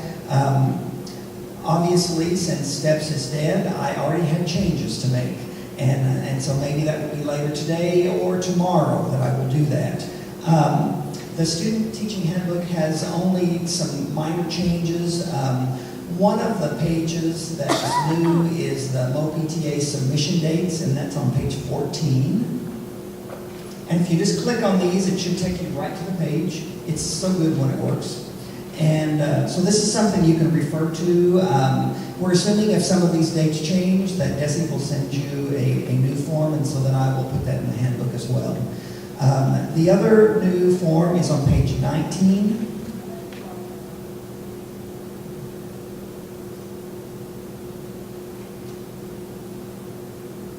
And for several semesters, every time that we would receive evaluations from students or talk with student teachers, they would tell us, is there something that you can create that is like a checklist or a timeline that we can refer to, and as we get things finished, check it off. And so we put all of our heads together, and we came up with a multi-page document. It starts with applying for student teaching, which, of course, they've already done that. And so this is something that you can refer to as well if your students have questions for you, and refer them back to that. But I think the student teachers will find this very, very helpful as they go through their last part of their program. And so if you have any questions about the Student Teaching Handbook, I am not here to tell you that it is error-free, but I am hoping very much that it is. If you find things that need changes, just send me an email and I can revise it that day. Do you have any questions about student teaching forms or about the Student Teaching Handbook? Yes? This is my third year, and there's been a form in there in the past for planning and scheduling as teacher as they started and they shifted. And that's not there this year. Yes. The question is, there was a form that was the planning and work schedule form, and that was another form that was a problematic form. And many people said that it would not open as well. And it was an old form that was created quite some time ago. And so we did decide to take that form out. And so hopefully you can come up with some procedure on your own to do that planning. I mean, if it is a form you think that you do need, we can probably come up with something and put that on the student teaching forms. So just kind of let us know what you feel about that. We use it all the time. Okay, so several people. So we just saved it. Okay, we will try to come up with something, and we will just build it brand new, because the one that was there, it was just, like I said, it was an old form, and it just would not open a lot of times. And so we'll just put something together, and we'll get it back on there. Okay? Any other questions? Yes? John, there used to be an optional formative observation form. Optional formative observation form.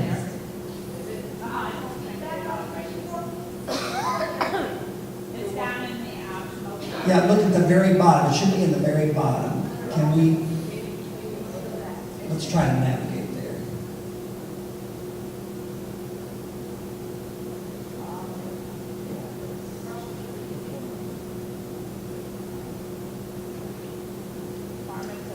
Formative observation feedback form optional. Can you open it? I don't think it's the same.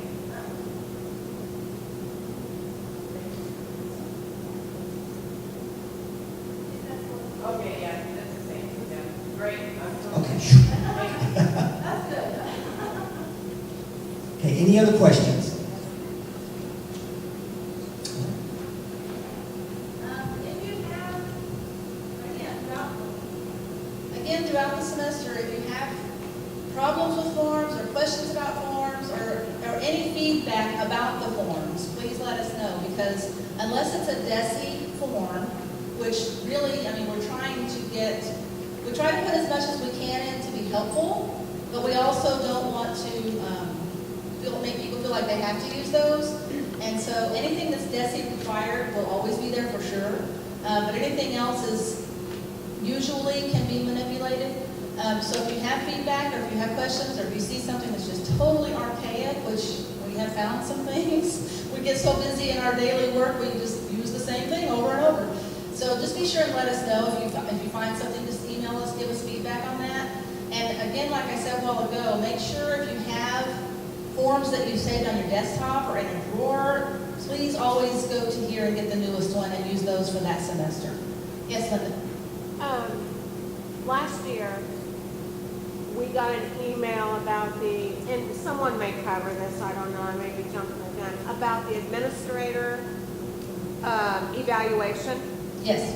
And that it was required, so we hurried and tried to get as many as we could. Do you know if that would be the case? Let me tell you a story. Okay. So, it has always been optional. It was an optional form. It was in our forms as an optional form. It may still be there. I can't remember. I think it is. It was optional, and Desi said it was optional. And then MSU got our APR report card, and we were dinged because we had no administrator evaluations turned in. So we were told it's mandatory. You tell everybody they have to do it. We need those. We got to get them in.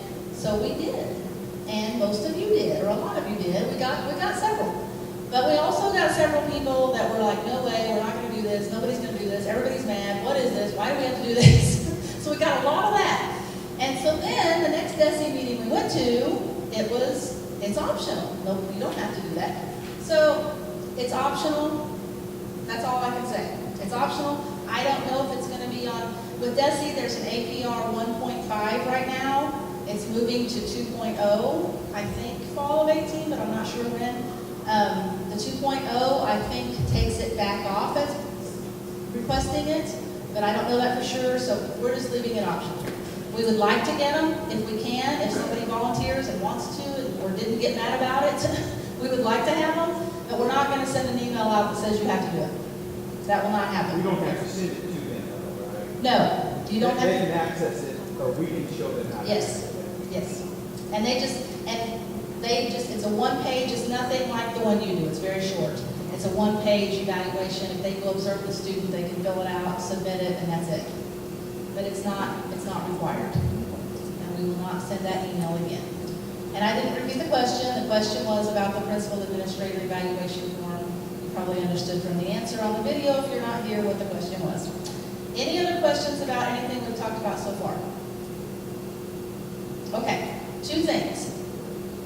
Oh, sorry, yes. Oh, I thought, on our initial form that we go through with the teachers, there's a MOPTA permission form listed. Yes. Where is that found? The students will get it. It's in the MOPTA handbook. They get it from there, and that's the one they have to use.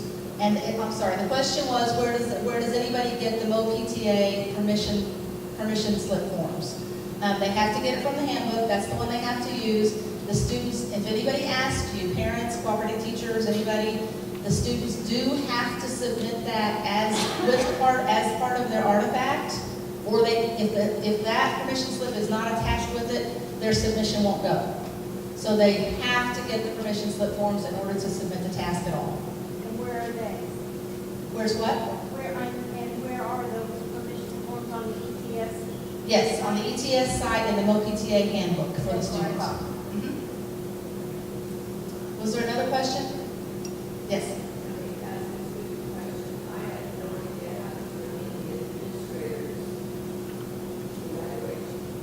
If somebody fills one out, she's asked how does she turn in the administrative evaluation. If somebody fills one out and hands it to you on paper, you can scan it and email it to our office. You can mail it to our office. You can do whatever you want to with that. If they submit it online, we'll get it that way. But either way. Okay? Anybody else? Yes. The administrative form is fillable and submittable, right? Yes. Okay. Any other questions on that? Ask all you want. That's why we're here. Hopefully we can answer it. One thing I forgot to mention on the communication part, now that I'm the certification officer and the coordinator for field experiences, our offices have combined, so there's one big area now. And so I also do the certification part. So if you have students, if your students are asking, I don't know when to apply for certification, I don't know what I'm supposed to do, they will be hearing from me. They should not apply for certification until 2 weeks before the semester is over. I will send them an email, and I'll send them an email early also. Every student teacher will get an email that says, you won't apply until the end of the semester, and I'll let you know when. I'll send you another email about 2 weeks before the semester's over. So they'll get that information early, and then they'll get another email about 2 weeks before the semester's over to apply. If they apply before that, early in the semester, it'll be in the work log, and it'll just go right back to them that they're not eligible for a certification. So it's just wasting their time to keep doing it. They don't have to pay for it, but it's just time. So just tell them to wait till they hear from me to apply for certification, and they'll hear from me on that as well. Okay? Yes? In the interim document that you got the report, last year we talked a lot about the professional competency profile and whether or not it's going to be required. I know it's changed names, nothing else on the form itself has changed. Is that still an option that we can have the students do? We're not required to do that, right? Yes. The question was, there's been a lot of, every semester it seems like it's confusing, on the professional competency profile. That's another DESE form. It is not required. It's totally optional. It can be used as a formative assessment with them to go over things to help them learn, and a reflective tool for them to use with you. But it's not required for our office. It's not required for DESE. The MEP is. But they take that way back when they are admitted to teacher ed. So that's a different thing. People get those confused a lot. Yes? I think if you read that in DESE, it will say it is required. Yes. It says that they don't turn it in anywhere. Yes, that is true. On the DESE website, it looks like it's required. And when DESE sends memos to the students, it sounds like to the student it's something they have to do. And we get a lot of questions and emails and calls from students saying, is this something I have to do? I got an email and there's nothing in my paperwork about this. But it appears to be required on the information they get from DESE, but it's not. It's just for the students' use 100%. It doesn't get submitted anywhere. It's not assessed. It's nothing. Well, it's not nothing, but it's useful, but it's not required, even though it appears to be. Any other questions? Any of that or anything else? Okay, another thing I forgot to mention that Dr. Craig forgot to mention, he wanted you all to write down these dates. He's having a very important meeting about data collection for CAPE. If you're interested in that at all, if you're involved in that at all, he wants you to be there. There's two different opportunities. One is August 23rd from 2 to 3. Julie, open your email real quick, because I didn't write down where. Sorry. August 23rd from 2 to 3. Or August 24th from 10 to 11. It's the same meeting. You can have two opportunities to go. August 23rd, 2 to 3, or August 24th, 10 to 11. You RSVP to Vicki Kramer if you want to go. And her email is vkramer, Kramer. missouri-state.edu. President's Conference Room, In Carrington? Carrington 203. Okay, so it's in the President's Conference Room, Carrington 203. Both of those different times will be held in that same room. And he said he would love for you to have you there if you could come. Yes? Did he happen to say it was program coordinators? He said it's a program coordinator meeting, but when he left here today, he said he wanted you guys to be here if you possibly can. He would like you to be there. It's on data collection for Cape. Especially program coordinators. Yes. Any other questions? What time is it? Okay. Yes. Okay. Anybody, is Natalie here yet? Yes, there she is. Come on down here. We won't watch you walk down the stairs. We're going to talk a little bit more about the travel expense report now. John's going to open it. He's going to talk about it. I'm going to add some things, and then Natalie's going to add some more things. This is Natalie McNish. She's the senior auditor department. She's the senior auditor with the Department of Internal Audit and Compliance. It's a long title. Okay, John. And you can find this at the bottom of your student teaching forms. Very bottom of the student teaching forms. Scroll all the way to the bottom of the page. And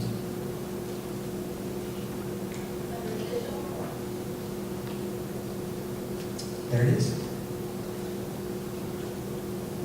I can talk, yes. One of the new things that we have added to the very bottom of it is the last bullet.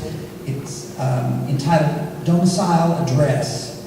And so basically what it is, if you have an MSU office, then your domicile address is 901 South National. It's the MSU address if you have an MSU office.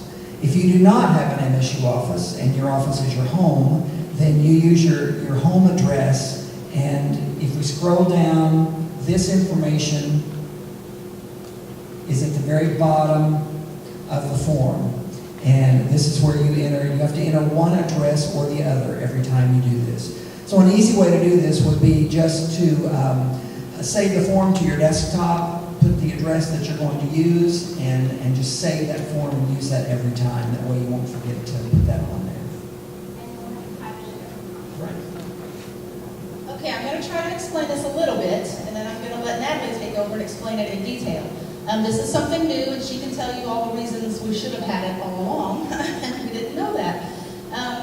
We have some supervisors. Some of you don't have an MSU office.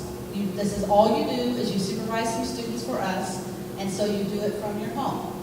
And so you, on your travel expense report form, you always put your home address to wherever you went and back or whatever. And so when they started looking at those, they wondered why home was on there, because like when I come from home to work, I don't get paid that mileage. And so it was going to have to be taxable, or we're going to have to do something different. And so we were like, wait a minute, this has to work some way because we have lots of supervisors like this. And so Natalie met with us and she explained what we needed to do, and adding this box to our form. It's the same form we've always had except for that.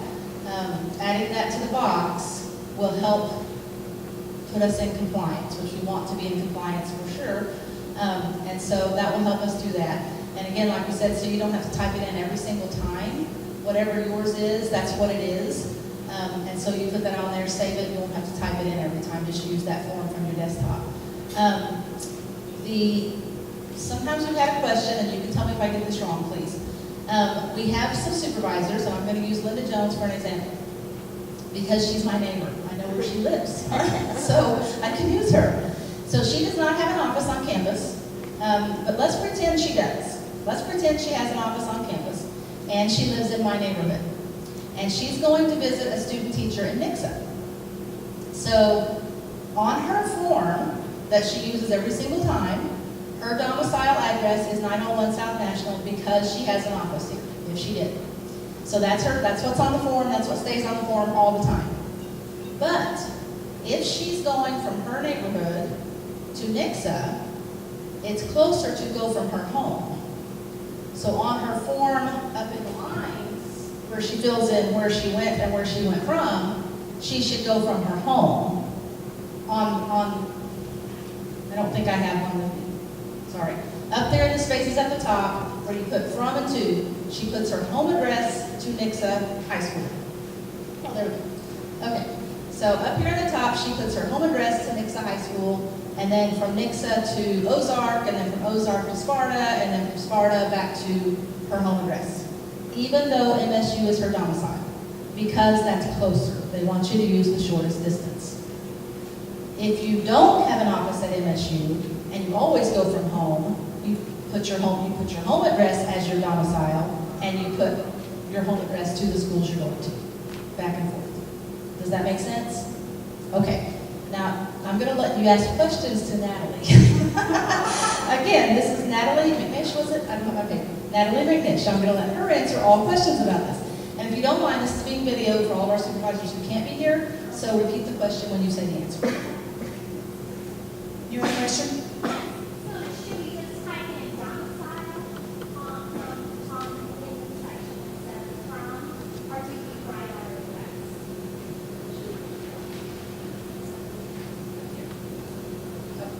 Sorry, this one's up to me.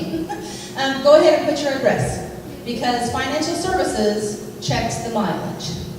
So they will want, now they could, if you, down here on domicile, if you have your home address and that's what you always use and you're always going to travel from there, you could put domicile up there, but then they would have to look down there and find it. So I would just put it like you always have. Yes.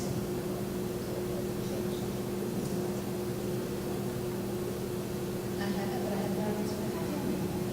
So I'm just going to tell her to Elizabeth later. Right. Okay. There's something else. That if you are one of those people that does not have an MSU address and you always travel from home, there's a telecommuting approval form. A telecommuting approval form that has to be on file with MSU. And I will talk to you guys that are in that situation about that later. Because everybody's not in that situation, it'll be confusing, but we'll get it from everybody that we need to get it from. Okay? So I'll talk to you about that later in person. Any other questions about the travel expense form? Okay, I'm going to let Natalie explain it a little bit more. Oh, yes? My question is, if we have an MSU address, then what I'm understanding, we'll always county mileage from the MSU address to the school. Unless you go from home, and that's closer to the school. Like if you go there before you come in that day. If you go there first from home, then you put that, because it's closer. Even though MSU is listed down there as 901 National as your domicile. Does that make sense? Yes. Okay, here's a hypothetical. Okay. This is what I'm going to do. I have to come to work, and then I have to go to Parkview, Supervisor Station. I literally see Parkview from my kitchen window of my house. Okay? So, if I fill out one of the forms that says I'm going from work to Parkview to supervision, is financial services going to look at that form with that mileage and say, no, you should have gone from home because it's closer? No, because they don't know where you live. Because you have an MSU address, that's your domicile. But if you go, oh sorry, she's going to fix this. If you go first before you come here, you would definitely put your home address in the top. And you would go from home. But if you literally go from MSU to there, then that's what you should put, I think. Let Natalie answer that. So basically what we're dealing with here is IRS considers the mileage between your home, unless you work at home, the mileage between your home and your office to be personal commuting mileage, and that is taxable. So what we were left with is we had to determine where it was everyone worked, and that's where this domicile comes into effect, okay? So in your instance, you have to come to work first, do everything you need to do. You're going to drive to Parkview. You will get the mileage from MSU to Parkview. From there, you're not going to return to the university. You are going to go home. Therefore, you will get the mileage from Parkview to home. In that instance, that is more or less how that's going to be. Now, I'll use myself as an example. I live in Marshfield. And if I was in your shoes and I needed to head to Nixa, I am going to get the mileage from MSU to Nixa and not from Marshfield to Nixa. The reason is I have to drive to MSU anyway to do my job. That portion of mileage, even if I don't actually come to the university before I go to Nixa, that portion of the mileage is considered personal commuting mileage and it is taxable. And that's the reason we've had to make this change.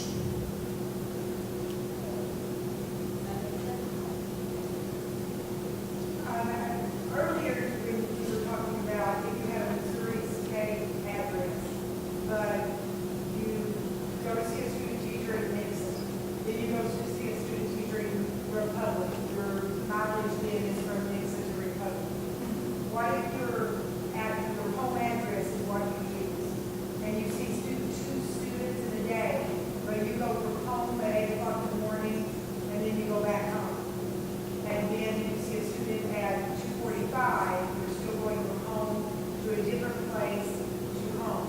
Should we report it from home, place, home, or should we go from home to Nixa and then the next one be from Nixa through, see what I'm saying?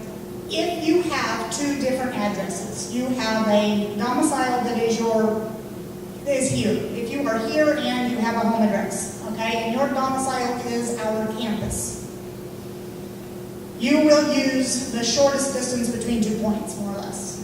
Okay? If you are leaving your home and it is closer from your home to your destination, you will use your home address.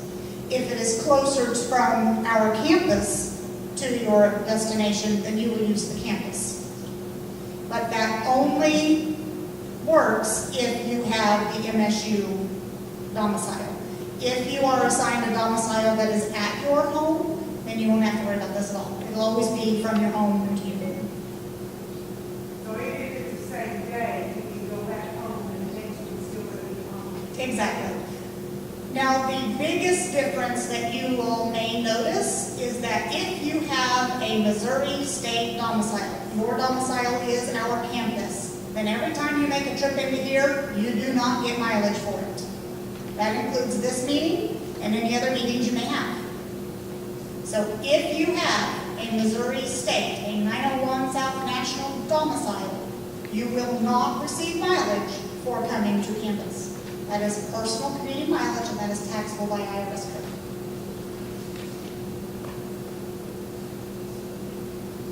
Any other questions on that? Thank you very much, Natalie. Okay, thank you very much. And if you have further questions, you can contact us, and we will either forward your questions on to Natalie, or we'll put you in contact with Natalie. Thank you very much, Natalie. Is everybody clear on all that? I know it sounds confusing, but it really kind of makes sense on what you normally do. If you just think about, going to work, you usually don't get paid for mileage, but if you work from home, you do. So basically, that's what it is. Okay, what time is it? 2:28. Where's my thing? We're going to go ahead and take a break until we're supposed to, let's see, 2:40. We'll take a break until about 2:40, 2:45. So you have time to go to the restroom, get a drink if you want to do something. There's cookies and coffee and tea and water up there. Please eat them. We'll be back here at 2:45, and we have Marjorie. You're here, right? I said I could see clearly, but way up there I can't. She'll be after the break. Marjorie's going to talk to us from the Career Center. She has some good information for you to share with your students throughout the semester. So we'll see. Wait, sorry. Do you have a question?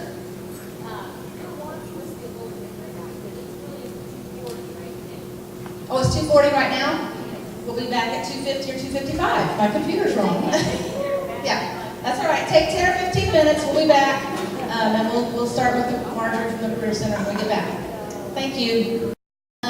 We have with us, I got to get your name, Marjorie Stewart. I did that. Marjorie Stewart from the Career Center, and she's going to share some things with you.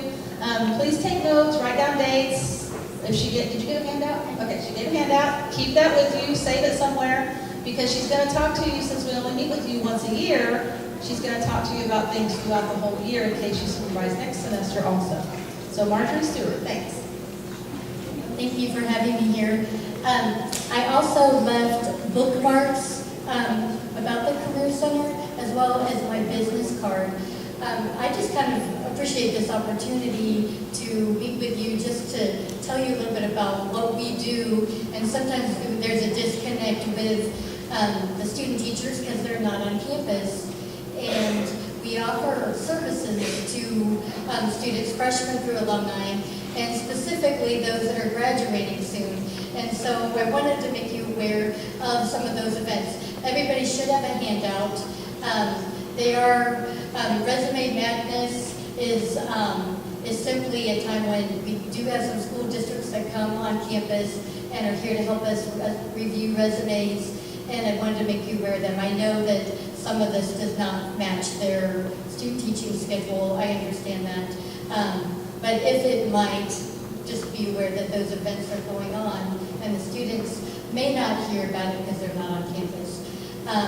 We do help students from afar, so students can email their resumes to us to have them critiqued. We have mock interview days as well as Interview Stream, which is a virtual interview software that they can do from their own home. And if we can set up interview questions to help them. So I kind of just want to let you know that we do provide services, that we want to help those students as they're getting ready for their job search, even if they're not here on campus. Every spring we have an education day, and we usually have about 70, 75 school districts that come and recruit. And this year is going to be, or this academic year is going to be February 28th. It is a Wednesday, and if the students are able to attend, it's just kind of nice to get maybe a reminder from them, or even it's okay for them to go. I don't know how that works with your school, but I'd hate for them to miss that opportunity if that's something that they would like to do. On that handout, I also listed the day that Mizzou has their career fair. They call it Mojo. It's for all students. You don't have to be a Mizzou student to go. So if there are students that are not in the Springfield area doing their student teaching, they may want to go there because there will be similar school districts there. So those dates are there. I also put our website up here because we provide all sorts of services to students from career exploration all the way through resume writing, interview practice, job search, grad school preparation, anything along those lines. You might even come across a student who may decide they don't want to teach. You might observe that. You probably have. And we do offer career counseling services. And I've met with students who are alumni and say that really wasn't the fit for them. And they might have felt alone in that process, like now what do I do, or I wasted my time. And we really might be able to give them a lot of resources and certain tools that can help them still find a job, even with their degree in education, if it's not an education. So I just wanted to kind of have that opportunity to tell you that. Also, if you have any suggestions on ways for us to for the Career Center to reach out to students at your school, I'd be really happy to hear, because I want to make this effective for the students as they're doing their student teaching. So I really do welcome that opportunity to have a discussion with you, and that's why I did my business cards up there so you can reach me. Does anybody have any specific questions for me about the Career Center services that we offer? Do you have situations where students, you see that students need this and they just may not be, some need a reminder that we're still there for them. Sometimes some students simply don't really know that we exist. So I hope that this information is really helpful for you to kind of help relay that to the student teachers, because we really do want to help those students, because a lot of times they may be kind of secretly hoping that they will get a job where they're doing their student teaching, and they may not really be broadening that horizon. And so I really like to have that opportunity to kind of have that discussion with them. Any questions at all? No? Okay, well, I appreciate you listening to me, and I will turn the microphone back over to Kim. Thank you. thing we might do is add your information on the checklist for the students. We try to, that checklist that the students said they really wish they had, we try to put things on there to help them remember things, because when they're doing their student teaching, as you guys know, they're not on campus. And so they forget things like apply for graduation and, you know, important things like that. Do your exit exam. And so maybe we'll put the Career Center information on there for them to use for that. Thank you very much. Two things that were brought to my attention that we will take care of. One of them, there was a concern that when Travis mentioned that he has either already emailed the cooperating teachers or he's going to, I'm not sure which yet. There was a concern that he was, when he emailed them and said, these are the evaluations you're going to be responsible for, the cooperating teachers, then when you guys go in and talk to them, and there's other forms or other evaluations or other things they need to do for the program, the cooperating teachers like, what? That wasn't on, I got this email and this was all it said I had to do. So I'll mention that to Travis, and if he's already emailed the cooperating teachers, I'll have him send a clarifying email that the things he listed are only the things they're asked to do in task stream, and that there may be other things. And if he hasn't sent it yet, I'll have him include that in that. So that'll help a little bit, I hope. And then also, it's brought to our attention that if you or the cooperating teacher are accessing our forms on your iPad or your Google Chrome or a notebook of some kind, when Kirsten Hatz pulled up our travel expense form, it did not pull up the current one with the domicile address at the bottom. So, and like on your laptop or your desktop, you can clear your cache, hit F5, everything you need to do, and it brings up the newest form. Otherwise, it just accesses the one you accessed last. So on your iPad or Chromebook or whatever you're on, if it doesn't have an F5, go into settings, clear your cache or clear your history. And then you should see the newest form. So if you have any problems with that, please let us know, and we'll talk to somebody that knows about technology to see what we need to do. But that should take care of it. So those two things are brought to our attention. Okay, next we have Dr. Diana Piccolo, Dr. Hellman, and Deborah Price.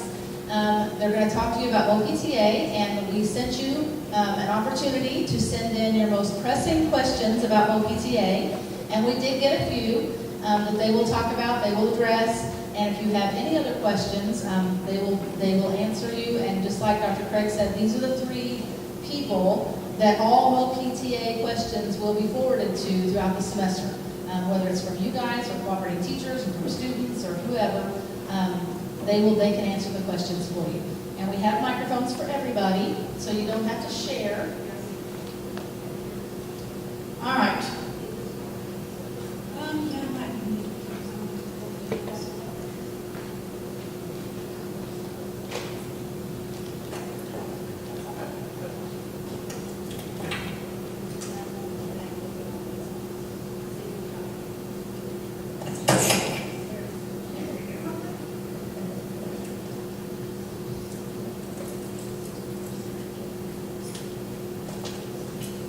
Can everybody hear me? Okay. All right, I'm going to log in. I'm going to be talking to you about the MoPT, our Blackboard site, and I have begun to upload or to add students and student teaching supervisors. If you are not seeing this course, let me log in real quick. Okay. So it says MoPTA licensure. You can scroll down right here. MoPTA licensure is what will show up. If you are not seeing that and you would like for me to add you, please, and you have students as well, especially the program coordinators, I have already uploaded or added the ELE student teachers and supervisors.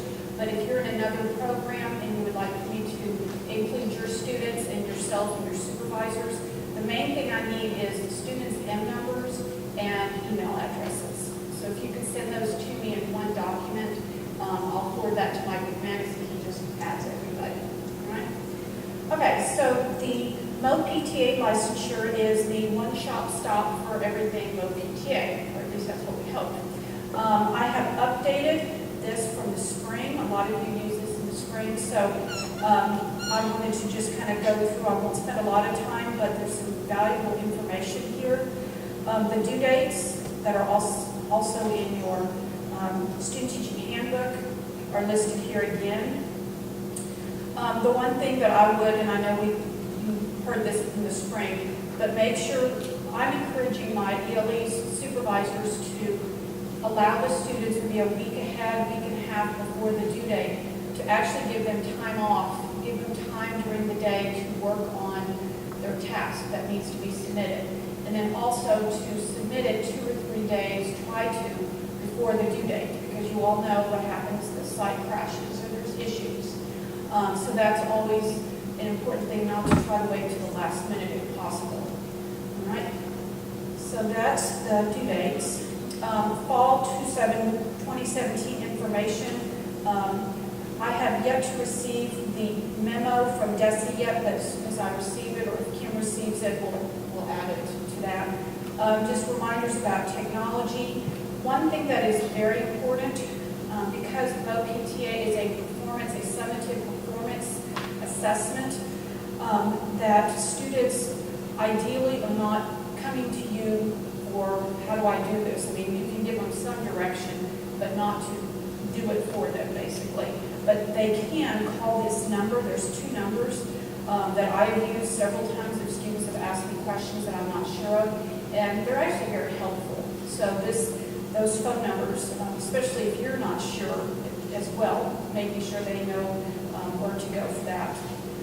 There's some handouts that are in here for the students as well. Permission forms, ancillary materials, there's some good stuff in here as well. And a lot of you probably remember this from the typable forms from the spring. The glossary is important because the terminology, the vocabulary that the students have to use, they have to be very precise with that, using correct academic language. So that glossary is helpful in making sure that what they're interpreting in the prompt and what they're asked to reply to, it clarifies a little bit more for them. All right, again, we have task 1, 2, 3. Video is hidden because we do non-video. Your students, and a lot of you know this already, last semester, at least in our ELE program, they completed task 1 in one of their courses as a mock, just trial run to know what it's about. So most of our students, student teachers, at least in our ELE program, know about task 1, but they will probably need more guidance or definitely look through this Blackboard course for task 2, 3, and 4. Another thing that is very helpful is there are examples. Let's see. Exemplars down here. That's always very helpful for the students as well. So it gives them examples of each task so they can go through and see how the prompts are being answered and the artifacts or what type of artifacts are needed, that kind of thing.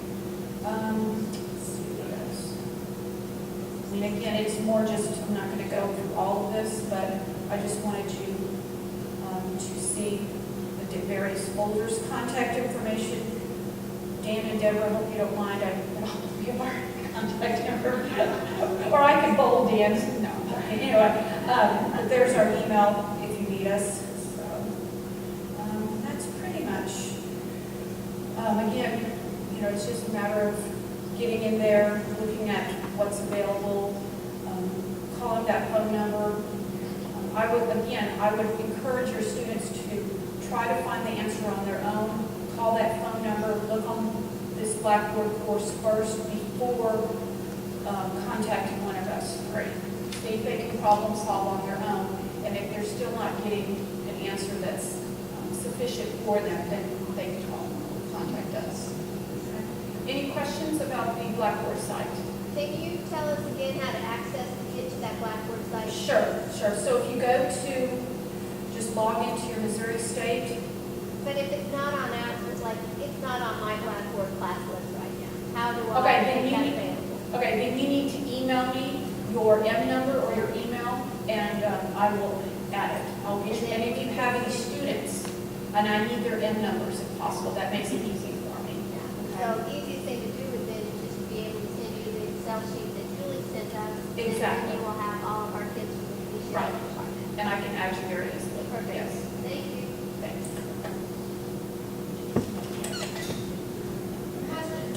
Yes, other questions? I'm gonna say something real quick. Okay, so I forgot to say this at the beginning. In the beginning, this Blackboard site was set up just for the elementary program. So some things, and that's why she said all the elementary supervisors and cooperating teachers and students are already on there. But they are open, and that's why Deborah Price and Dr. Hellman are involved. They're open for all programs to be able to use this. So whatever programs your students are in can access this MOPTA Blackboard site. If you contact any of these three or Dr. Piccolo and get your students on there, you can get on there so you can use it. Now some things, and you guys may be going to talk about this, but some things are program specific. Like she said, the video was hidden. Thank you. The video link and information was hidden because they don't use video. The elementary department does not do video task 4. But some programs do video task 4 only video, and some programs do whatever the district allows. So one student in this district may do video that's history, and this history may do non-video because their school doesn't allow it. So some things on there will still look kind of weird because they're elementary specific, but as time goes on, we're going to try to make it more broad and more general for everybody, I think. Right, I mean, I So can if you find that, just let us know. Right, I mean, I could unhide, make that visible if some of you need the video. Yes. I mean, because we do have the information. Yeah. We're saying yes. Okay, so Okay. I'll go to do that right now. All right, other questions? Okay, other questions, I'll let you. Okay. Having never been on Blackboard, how do we start? Okay. All right. So you go to just, oh yes, she's asking me how do I access the Blackboard site to begin with. So you just log into Missouri State, go to the main page, click on up here the Bear Pass, and then you will see the link for Blackboard Learn.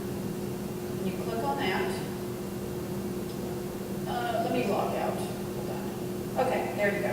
So there, then you would get this, and you just put your username and password. That's the easiest way to do it. I went to the main,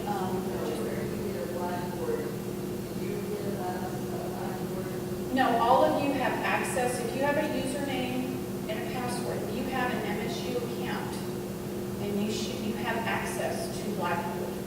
You may not have used it before, but you should have access. As long as you have an MSU account, username and password, then yes, you can get in there. Now, if you log in and you do not see that MOPTA licensure course listed, then you need to contact me so I can add you. All right? As well as your students. Yes? I'm sorry, could you repeat that? Yeah, or the exemplars score, so the students see, like, this is what a 1 answer looks like. Oh, that's a good, she asked if the exemplars were scored, like a rating, so, you know, what does a 2 look like, what does a 3 look like? That's a good question. Score rating explanation, let's see here. I don't think they are. Yeah, I don't think they are. The exemplars on the MOPTA website are scored so that this is what a 2 looks like, this is what a 3 looks like. There is, I'm not sure what this is exactly, but on the actual MOPTA website, on the ETS website, it does have exemplars with scores. That's new, do you want me to Or go it to? just said whether they were accepted or not. It didn't actually score. No, they're not that specific. Yeah. But if you went back to the book which you just opened, there's some guiding questions that kind of tell you why was this one effective, why was this one not effective. Just in general terms, it doesn't break down the score according to group, but it gives you a general sense. Do you remember where that was in there? Oh, it was in the document you just opened. Okay. And the question, there's just some guiding questions along the lines. Okay, right, and there's some ETS submission tips, facts. So, and again, even though it says spring of 2016, it's still current information. Right? And we might update this as well. Diane, I think one thing that's helpful, sure. Okay. Yeah. I didn't realize that we were, Yeah, that voice we were for that. live right here. For those of you that aren't using because I know there's some people that aren't using your Blackboard site, and some people become familiar with using the ETS site. This is basically all the same information. Diana, are there materials that are not on the ETS site? Most of them, no, are from, it's just organized a little differently, but yes, you can definitely just use the ETS website if you like. One thing that is on the ETS site, which is a little bit different, is that they do have some video directions, which are primarily directed at us. I mean, I don't think they're very useful for students, but there are a video set of directions. Some parts of it are useful for students, but some of it is very dry and more directed towards our classes. So am I accessing this correctly? So, it's a video. So, all right, well, that was my portion. I just wanted to let you all know that the Blackboard course is available. And again, if you would like for me to add you to that, no problem. Just give me your M number, your student's M numbers, and emails, and I'll add you. All right. I'll let you know. Several of you submitted some questions. So based on the questions, it sounds like that I think most of us are kind of resigned that MoPTA is here. There were a few questions having to do with directions, some having to do with scoring, and then some kind of in the area of frustration/politics and what we could possibly do. So we'll take those questions. Okay, so the first one we have, what exactly are we looking for on task 1 when we're grading internally? There is a rubric that is available. We should be comparing responses to that rubric. That's an opportunity for you to critically assess what students are writing to prepare them better for 2, 3, and 4. I kind of nitpick everything in task 1 because if I don't, they write 2, 3, and 4 the same way and they're not necessarily going to achieve passing scores on those. Task 1 is our opportunity to provide a lot of feedback, and if you see at that point they're simply not cutting it, you're going to know they're going to need some support looking at the directions. Sometimes it's as simple as, what is it asking? They're providing an answer, but it's really not getting to the point of the question. Each program does determine, what's required in task streams. Students, every program has to submit task 1 documents into task stream. K-12, elementary, everybody. So, if I can just chime in here, students are not going to be able to start tasks 2 and 3 until they submit task 1. One of the advantages of task 1 is that since it is a formative task, you can use this and really is useful.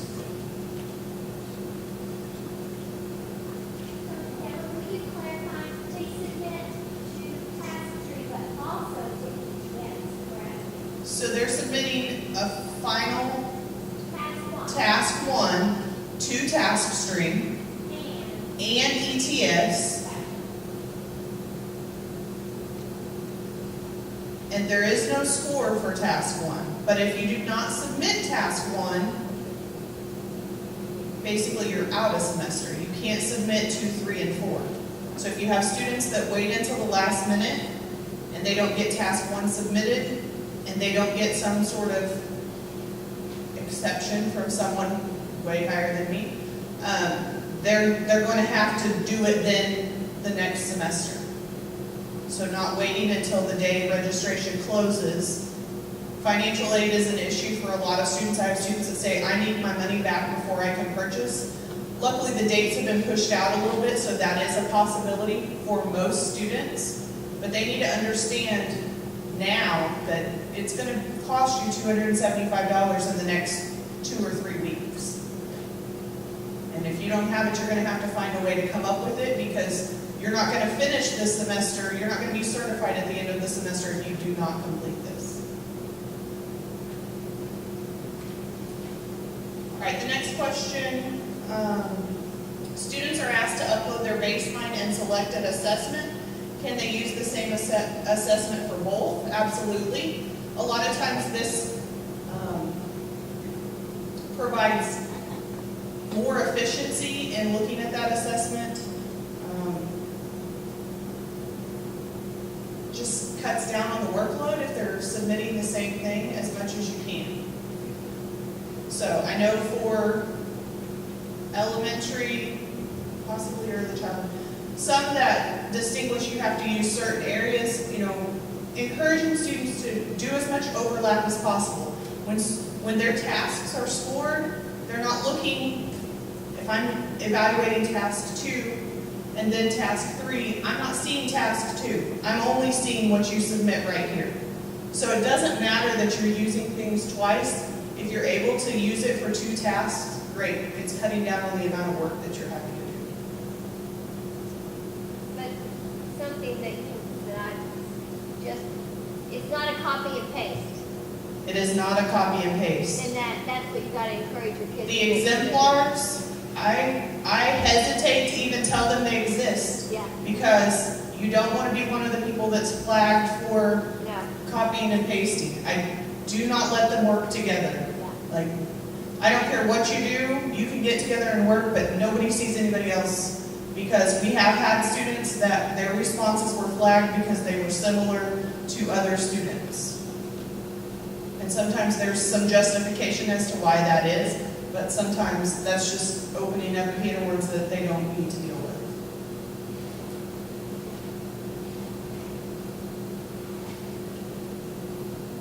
I'll cover this next one in a minute. Are the representative pages to support the baseline?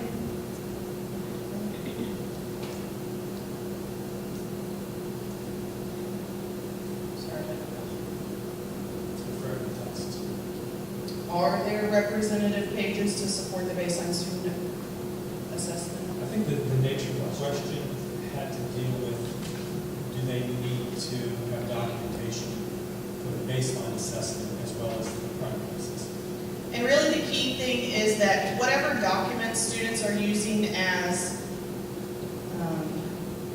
examples, as proof, need to support the answers to their responses.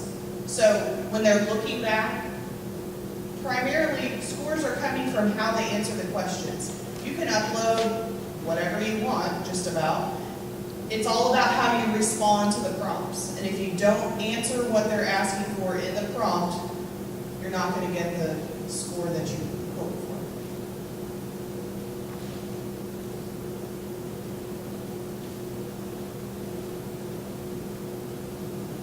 I'm going to move over to the center.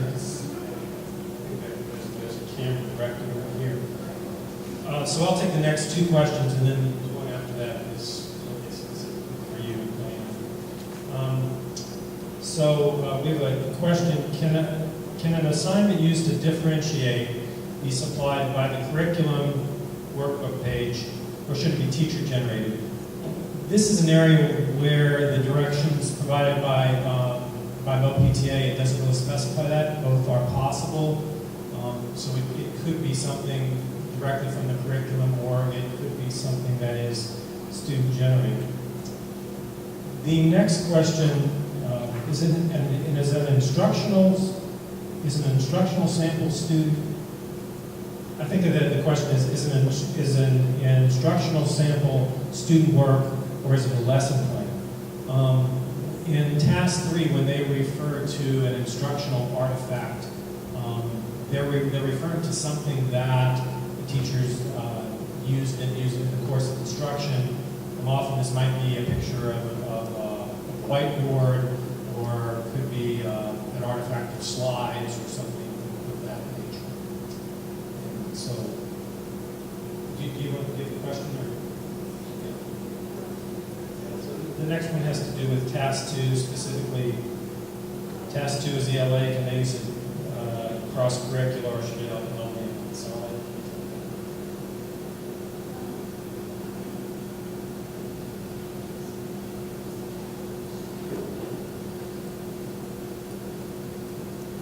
All right, so again, the task 2 is ELA, and that's for the elementary, and the DBQ across the curricular lesson, or should it be only ELA?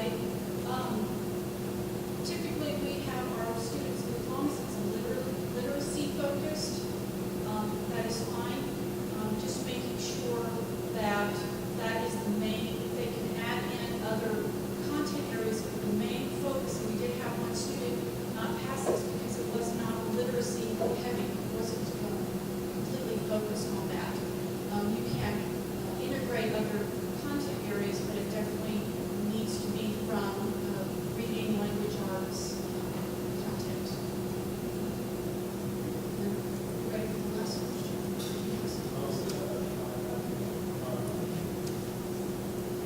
So if, I'll just take these questions in order. If task 1 doesn't count in their final score, why are students required to do it? With all these questions, obviously, take in mind we're just the messengers here. Basically because we're told to do it, we have to do it. The official line from ETS is that this is going to help them understand the nature of the tasks.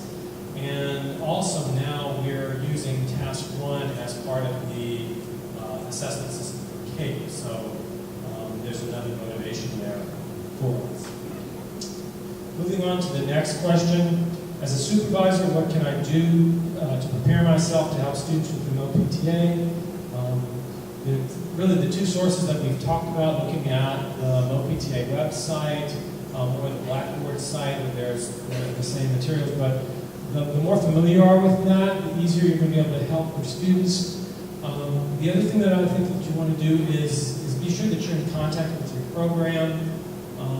There are some specific ways that programs are contextualizing this for students, and if you're familiar with how that works, you're going to be able to help your student teacher.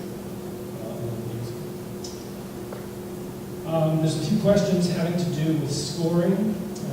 Are tasks 2, 3, and 4 scored by more than one person? Are people trained to score? So the way that it works is each task is scored by a different grader. I know that Deborah talked about this a second ago. To get just a little deeper into that is that they only use one score and one score only unless the scores are close. I'm not sure how they define close, but if they're close, then they do bring in at least another grader within a particular number of points.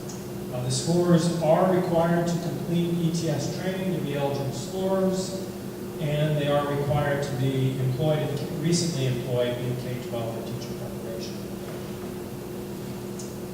So moving on to the next question, how do we make the no PTA disappear? How can we influence future consideration for a substitution elimination of this cumbersome process? The bottom line behind this is that this is a political process. This is now part of certification. I think everybody knows that there's a score of 37 required for someone to become certified. This is approved by the state board. The state board approves those parameters within the regulations that are passed by the legislature. So, at least for the time being, this is a requirement that our students need to do if they're going to be certified. Any change in that would be part of the political process. Of course, there are a number of statewide committees that we do have, and on most of these groups, there are MSU faculty that are serving an advisory role. So we do have some input to the process that way. The bottom line is essentially it is a political process. And the final submitted question is, revisit the fine line between supporting students by addressing their questions versus providing the forbidden coaching. This is a delicate balancing act. I would agree with that. I think that it is a fine line. Per what's provided in the handbook, what we're not supposed to do is to provide direct feedback, particularly in terms of grading. There should be particular criteria, and certainly we should refrain with respect to tasks 2, 3, and 4 as to what level something might be scored. So I know that is a very difficult balancing act. I think one thing that you certainly can do, because certainly there is overlap with the feedback that we provide students when we go in for observations. There's just no way to, at least as I can see, there's no way to completely separate the two. But we should refrain from specific grading for the specific elements of the task itself.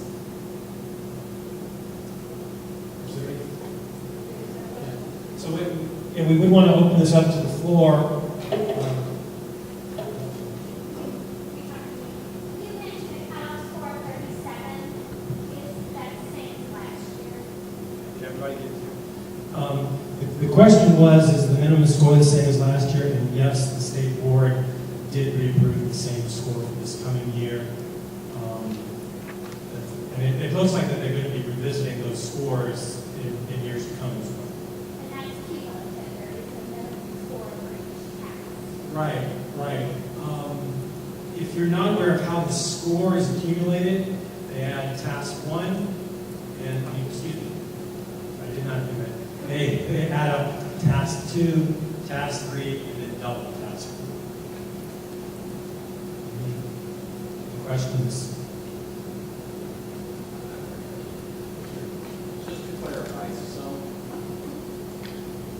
Just to clarify, some, like early childhood, for example, they're having their student teachers come back to Missouri State to work on the OPTA. But elementary education, it's my understanding, is not doing that. But I heard you earlier say that they're encouraged to take days off from their Not students. so much days off, Okay. I would say, but just giving them time to work during the day possibly. It could be half a day, a couple hours, just so that they can have designated time to work on it. They don't necessarily have to come back to campus, they can just work at their school. But that being said, having them work far enough ahead so that they're not pushing the deadline to submit. I think to reference that, a little bit of people coming back to campus are the internship programs where students have seminar time, and they are coming to campus for a designated location for that seminar time, which might include some time for the OPTA work.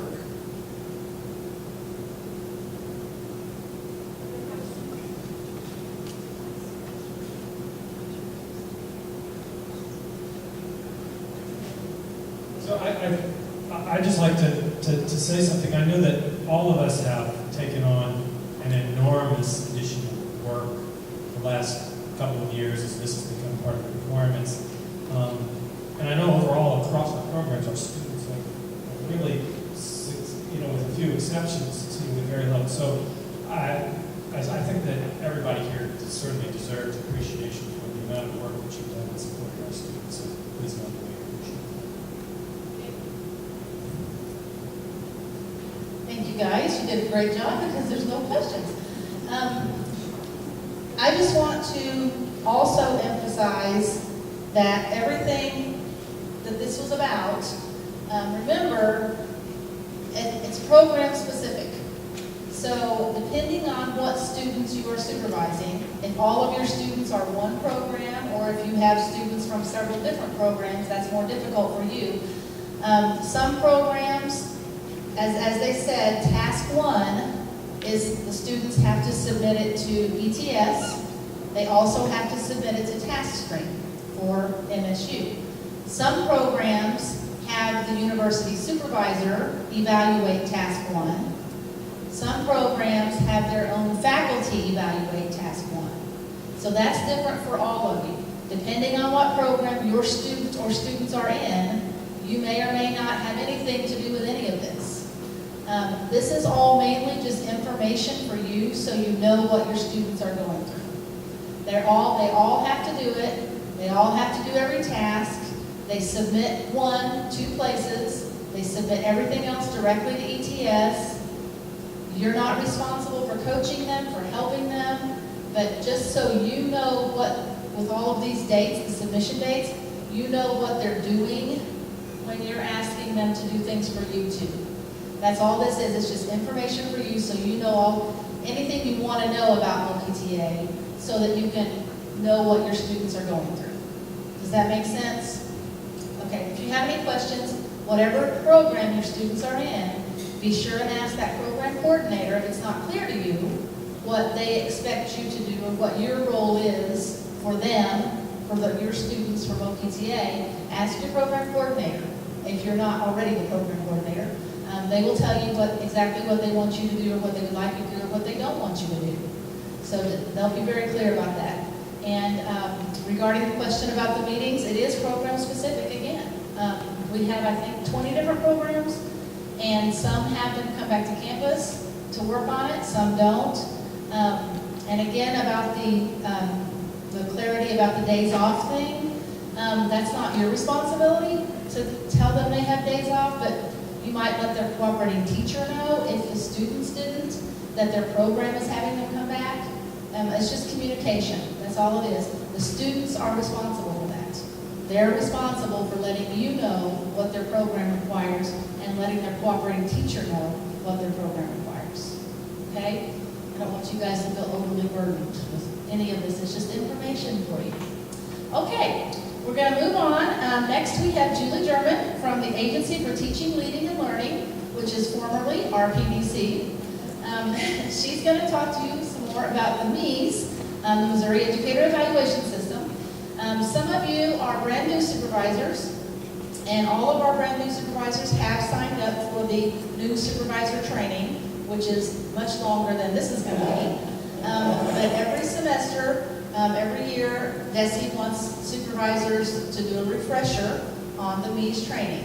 And so this is what this is going to be. It's just a refresher on it, because most of you have already done it. If you are a new supervisor, you're going to get the refresher before you get the real course. So when you go to your real training, you'll have all the answers already. You can say, I already knew that. Okay, so this is Julie German, and she's going to talk to you about the MEES. No, it doesn't matter. Thank you. And actually, it's up to you folks that are first-time supervisors. If you want to stay and listen to this, that's fine, but if you don't, you're not going to hurt my feelings if you leave early, because you're going to hear a lot of the same things, but just in more depth on the 30th. So, but if you're a second year and beyond supervisor, this will meet the requirements for your continued training.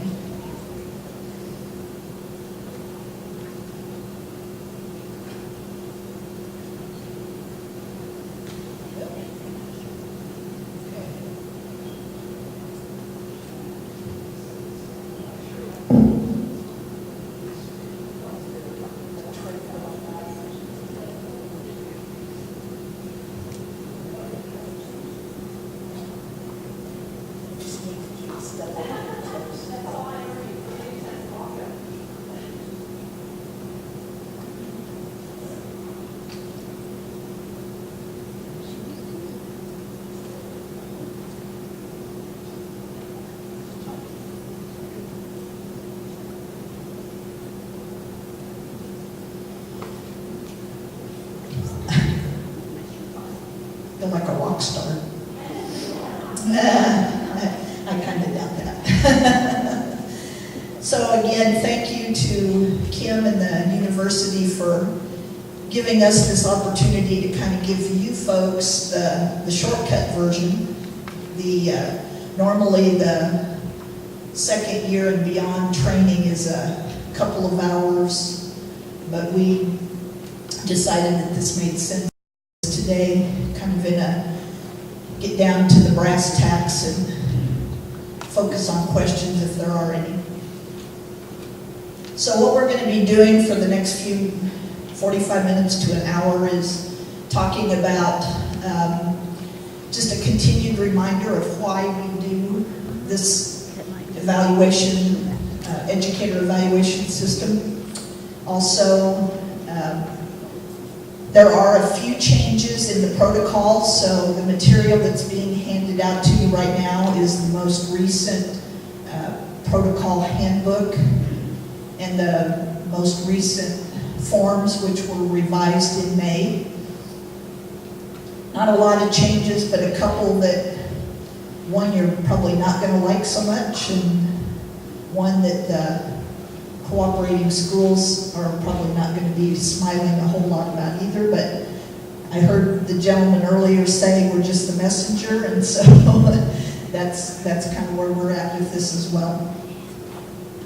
And then we're just going to touch briefly at the end a little bit about trying to do a better focus on feedback and some coaching conversations. Most of you have probably been doing this long enough that you're masters at this, and so hopefully it'll just be kind of a good reminder of some best practices that you might consider.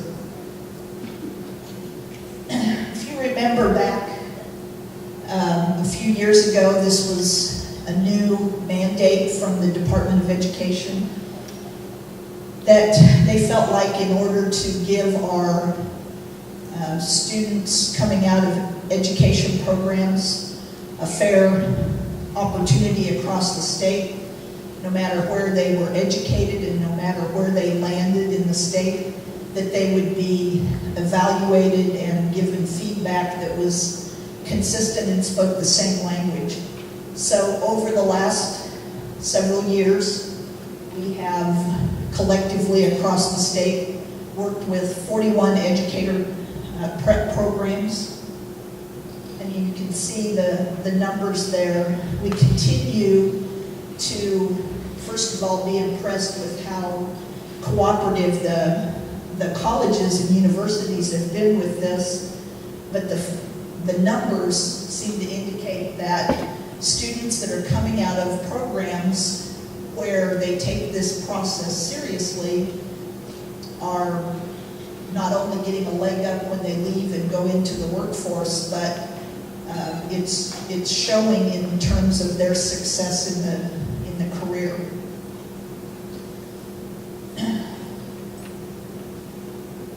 In 2015-16, which I think was the second year of implementation, we had 19 educator preparation programs that actually had 100% of you folks that were trained out in the field. And then you can see of the remaining group of 40-some, how they fell. But, you know, the good news is we only had 4 programs that had lower than 60% participation. So kudos to you guys for doing this and coming in and participating and taking it seriously and taking it back. And what's even better is if you look at this report or this slide, you'll notice that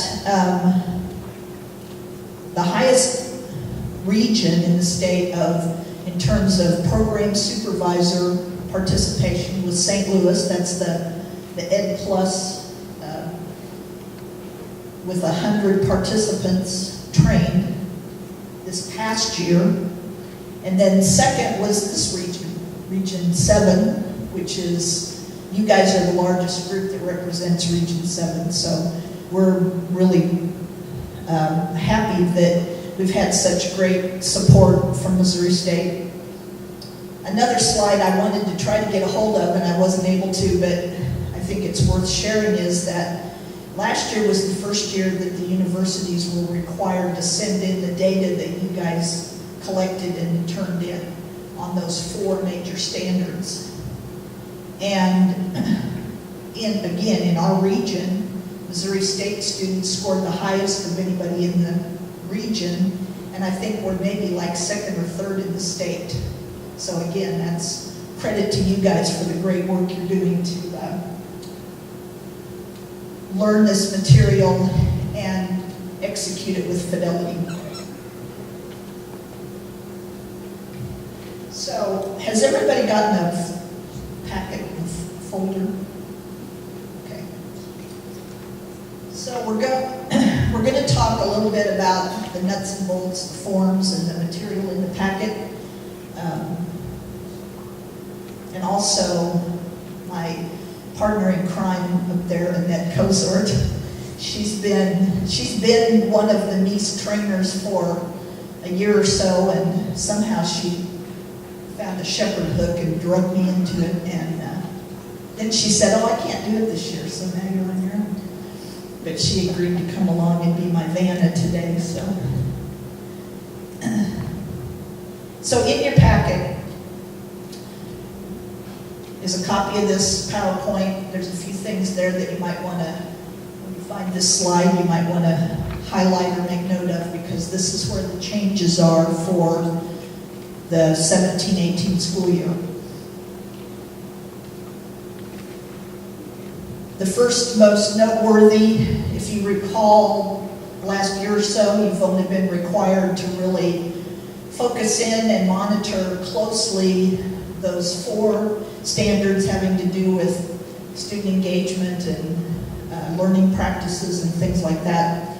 Well, now the stakes have gotten a little higher, and I think on the, the left-hand side of your packet, the second piece that's printed out is a colored sheet that has, in the blue boxes are the 16 standards that are on the evaluation form, and this year all 16 are required to be monitored and scored and sent in. So they are monitoring all 16 standards of those in the blue boxes. Also, a change this year. I think cooperating teachers have always been pretty good about filling out the form with the 4. Now we're asking cooperating teachers to fill out the summative evaluation on all 16 standards. I know that's going to make them oh so happy, and I'm sorry, but and then in the past it's been optional for the building principals to submit a score, and this year they're asking that building principals or their designee, they can ask someone else to do their form. That's between them and their building, but you will need to provide them with a form that will be submitted on those first 4 standards that you've been doing in the past. And on that colored sheet, the 4 standards that were scored in the past, if you don't remember them, those are have the red text on that sheet. There is going to be, obviously, because they're asking more of you, DESE is going to be doing more with this material as well. So they are going to be pursuing some bids for some research options through some of the research programs across the state. They're going to be revising a system that they're going to integrate some of this into MOSIS, so that when those teacher candidates go out into the workforce, whatever their scores are will integrate into MOSIS and follow them to whatever school they are employed by. And they're also going to be working with OSEDA, which is a big data collecting group here in the state, to continue to work with the data that you submit, provide those reports that go out to the universities and to the State Department of Education and the State Board of Education. And those summative reports, they will be creating some sort of a warehouse system, and I believe it's probably going to be communicated through the universities how those PDF files will need to be submitted and sent. On the 3rd page in that left-hand side of your packet, I've given and I apologize, I meant to make a shortened URL and I didn't get it done. but there is a website there, and all of these forms that we're going to be looking at are in on that website, and they are in a typable PDF format, so you can type on those and save a copy, type it in, and then you'll be able to save it to submit later. Any questions about this piece? I'm glad that there were cookies and not tomatoes up at the top.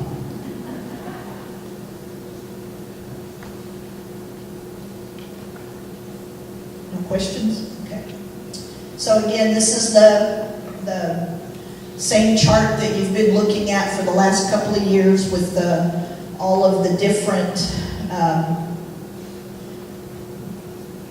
teacher standards. The blue boxes are the 16 that have been on the form all along, but you just weren't required to observe and score all 16 until now. And then you see the ones with the red text. Those are the ones that the administration of the buildings, that the clinical experience students are supposed to be observed in by that building principal.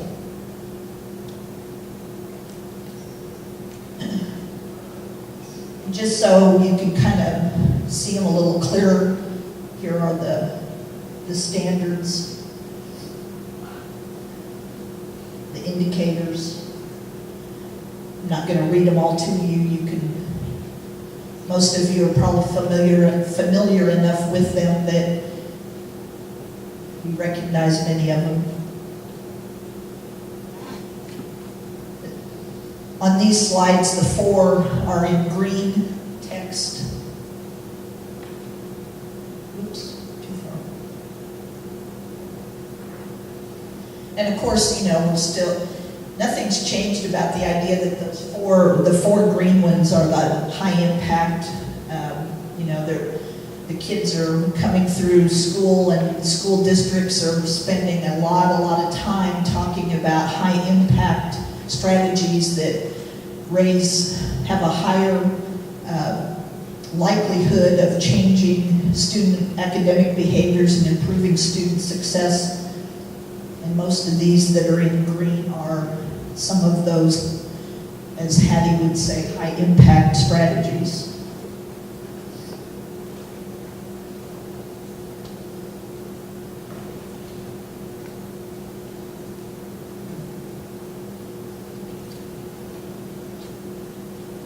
And I think I got ahead of myself and already said that, so we don't need to spend a lot more time on that. So the indicators have not changed. The only thing that's changed is that you will now be looking for all 16 over the course of your time with that clinical experience student.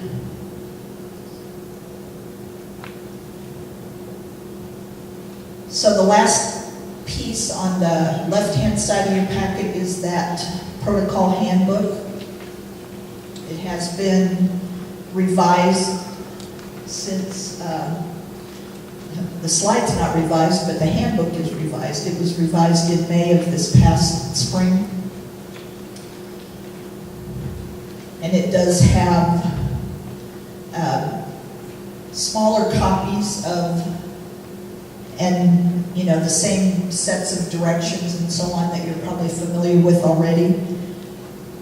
The only thing that is really different with that is that, again, if you go to that website that I included, that will have the live forms that you can use as you go out into the field.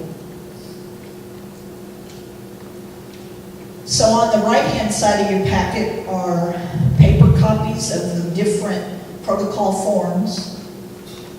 And again, these shouldn't look significantly different because the forms themselves have not changed other than the requirement for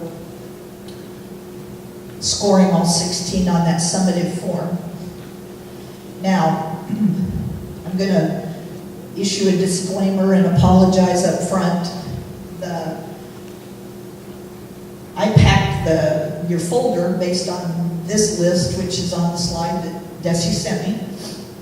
And then as I went through the rest of the PowerPoint, I realized that they're not in the right order. So you may have to do a little shuffling of paperwork. So we'll go through these just real quickly and kind of remind you about what the information is there. The first one is the performance rubric, and this just gives you that explanation of look-fors to differentiate between your different indicators, whether they are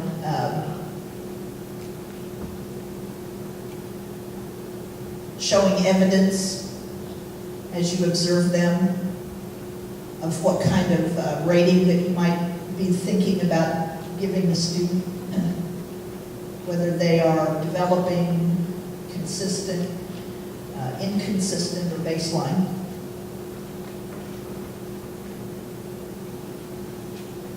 The one thing that I would say, because you are looking at a lot more standards that you'll be scoring now, is as you get ready to go into your observations, you might want to try to target a set that you're going to focus just on those standards and not try to look for all 16 every time you go in the classroom. I think to do that would be probably shortchanging the student a little bit in terms of quality feedback.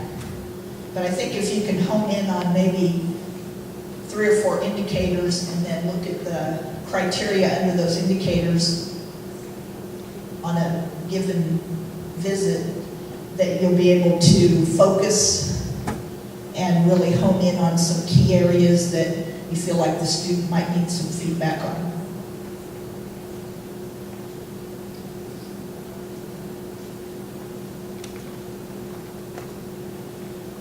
I'm not going to go through these one by one because I know that you already know all this. This is just kind of a review of what those categories are.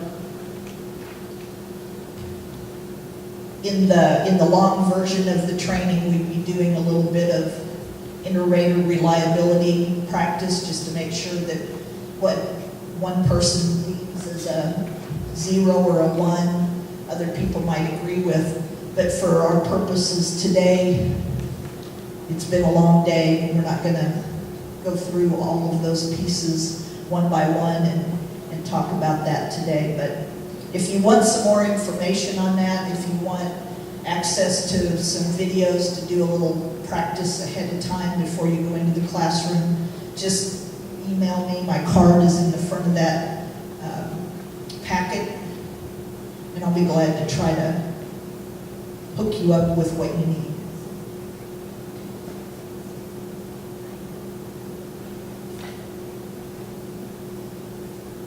You know, I think the key thing to remember, and again, this is where I think going in with a focus on just a few standards at a time or a few indicators at a time is going to be beneficial, is because it's real easy in a 30-minute or 40-minute observation, however long you have to spend in the classroom. It's real easy to come up with a question mark on that inconsistent versus consistent. You know, what you're seeing in that snapshot of time, that's where that triangulation of your data or your scores between you and the cooperating teacher and the building principal or whoever the building principal designates as the person that will be working with our students, having that opportunity to have those conversations is going to be critical. You know, obviously we want to get them to this point or beyond, and in a perfect world we'd love for them to score well enough to get all 3s. You can, in your formative observations, if you go in with the idea that you're going to be looking for certain standards, it's fine to go ahead and mark on your formative form that you've not observed some of those other indicators. But on the summative, you will need to try to make a point to be able to address all 16.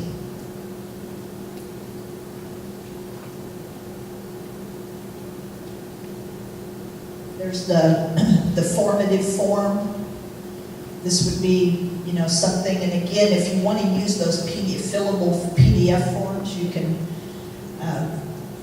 take your iPad or whatever device that you want to work with you if you're comfortable with that. If not, you can take a paper copy and then transfer that information eventually into your summative form.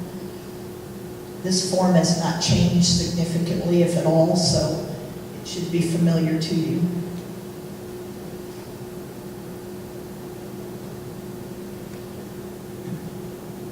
This is just another disclaimer from Desi that all 16 have to be evaluated.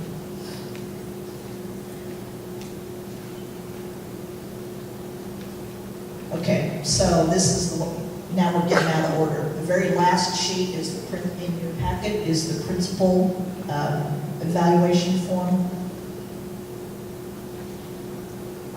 And again, it can be someone else designated. Now, I would hate for the principal to say, oh, the cooperating teacher can do hers and mine both. That would be unfair, but that's really not our call to make, other than for you to say that you're going to give this to the principal and what they do with it. As long as it gets done, how they choose to complete it is not up to you to make that decision. If you have a relationship with that principal and they'll listen to you and they'll be willing to take your input, then certainly I would encourage them to take a few minutes to go in and focus on those 4 areas and provide some feedback. Many of our students, I hope they understand through this clinical experience, it's an on-the-job interview process, so if they can get the administrator to go in there and give them 10 or 15 minutes of their time, that would be awesome.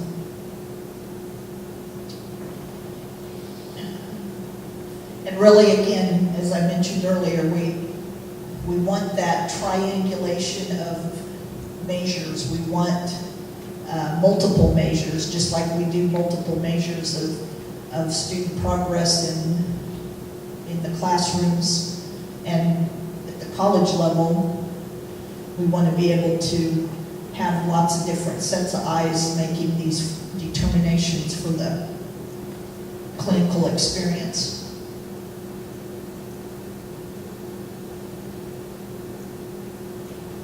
And here's the summative form, and again, it has not changed. Actually, the summative form you have doesn't, unfortunately, look like this summative form.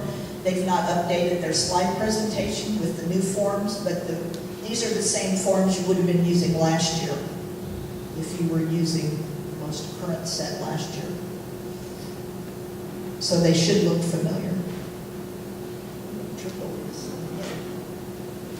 Bad place to dance.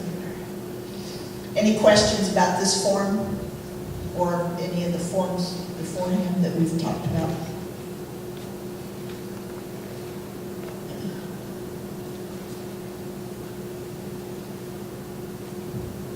And you can go through and look at this again, and it's in the protocol forms, but you know that there will be guidance in the protocol handbook on how to tabulate the scores for submission. And how many different times do they have to remind us that all 16 quality indicators will be scored? It pays all the same whether I say it once or 15 times, so might as well just keep driving that point home, right? So for the last few minutes, I just want to show you a couple of things, kind of maybe as a dust off the cobwebs a little bit if you haven't worked with any students since last year. Talking about feedback and how important that feedback is. That again, that's a HADDY thing. It's a high impact strategy for teachers to give students. feedback in the classroom, and it's no different for us in this setting with supervisors giving feedback to student teachers.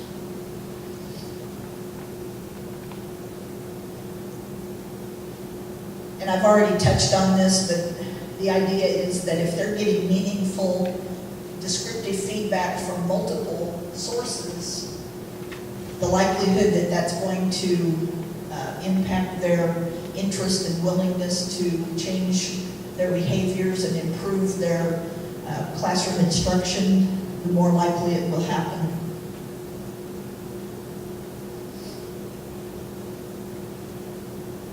So this is just an example of some strategies that you might consider. Again, like I said, you guys have been doing this long enough, you've probably got a whole litany of tricks up your sleeve of ways that you can generate some conversation and get some feedback, do a little bit of reflective coaching with these folks. But your handouts give you some kind of reminders of some things that you might consider.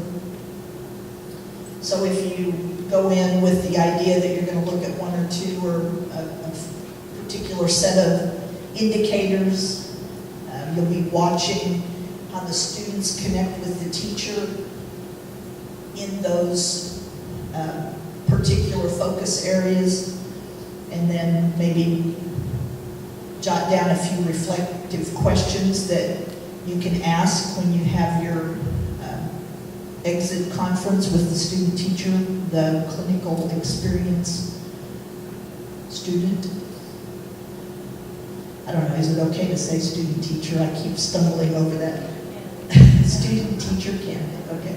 Anyway, and then, you know, the idea with any of these sessions, when you're working with coaching, we're doing a book study in our agency right now on a book that says something to the effect of developing a coaching habit, speak less, listen more.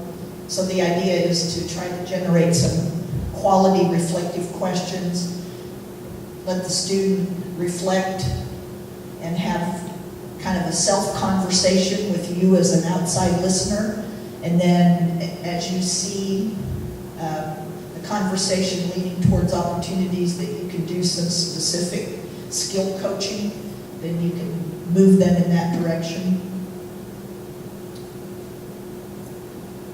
Here's some examples. How did you feel about your level of understanding of each student's comprehension?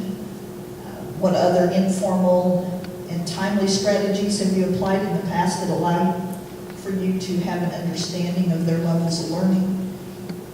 Just some examples of some questions that you might use with the student to really make them stop and think a little deeper about their practices.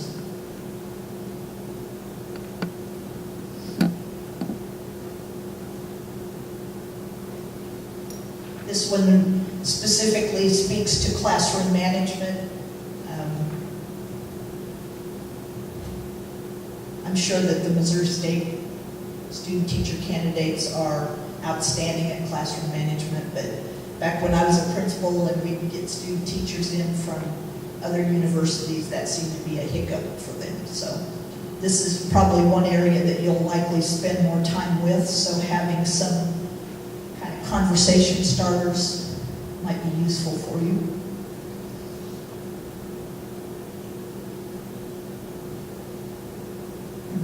And this one really begins to kind of take that next step. You've asked the reflective questioning, and now you're going to be going a little bit deeper with some coaching questions. And I love that very last one on the far right there. What other support do you need? How many times do we really sit down with these students and say, what help do you need, and how can we go about finding that help for you, whether it's through the cooperating teacher or whether it's through university resources?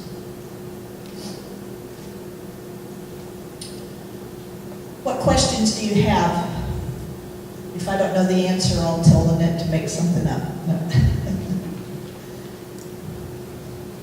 As I said, you folks, some of you I recognize from last year, and that recognized a few faces from the year before that, so I know that many of you have been doing this for a long time and are probably masters at this, and that's really why we wanted to be able to offer you folks the opportunity to do the short version of this, because we value your time and we don't want you to have to sit through a longer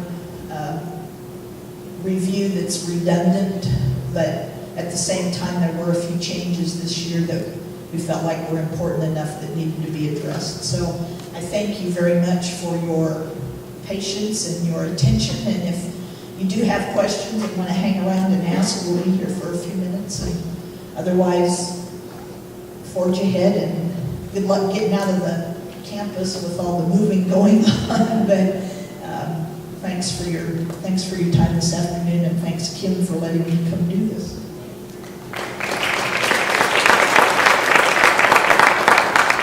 Thank you. If anybody was looking my way at all, I just want you to know I was not being rude on my phone. I was having a little heart attack in my chair over there. Please notice everything up here was APR 2.0. I mentioned that earlier. I was frantically emailing Dr. Sotilli saying, when is 2.0 in effect? Dr. Hellman, do you know? Okay. Dr. Sotilli answered 2018, so next year. I said, okay, is that spring 18, fall 18, not fall 17, right? It's like, he hasn't answered me yet. But I'm 99.9% sure it's not fall 17. So I think fall 17, everything remains the same. On the forms, the principal feedback can be, or the principal evaluation being optional. When 2.0 does go into effect, whether that is spring of 18 or fall of 18, I believe it's the 18-19 year. I've been to enough meetings, that's just from memory, but I don't write that down. So I think it actually won't be in effect till fall 18, but I'm not 100% sure of that. So we will let you know though. I mean, we will always keep you informed on everything, but this is what it will be when it becomes 2.0, whenever that is. Okay? Any questions about anything we've talked about? If you have any, we'll be here too at the end. If you have questions you want to come ask us, feel free. Oh, hold on, we have one. Yes?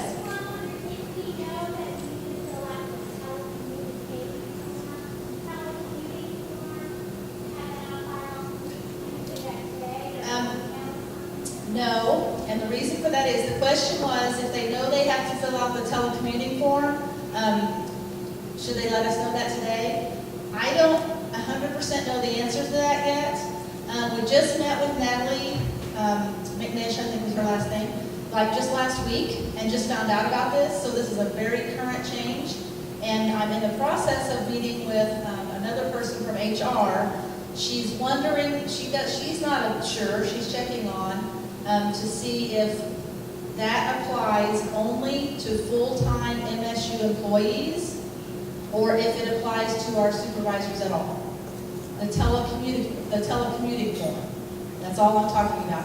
The travel expense form, the domicile thing, that's for everybody right now all the time. But the telecommuting form may or may not be.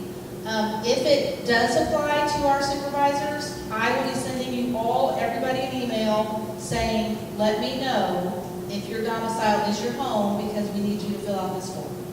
Okay? So I'll keep you posted on that. Any other questions? Okay, thank you guys for coming. Please take cookies if you have kids or grandkids or husbands or wives or aunts or uncles. Take cookies. And enjoy the rest of your afternoon and good luck getting past the blue dinners. Thank you.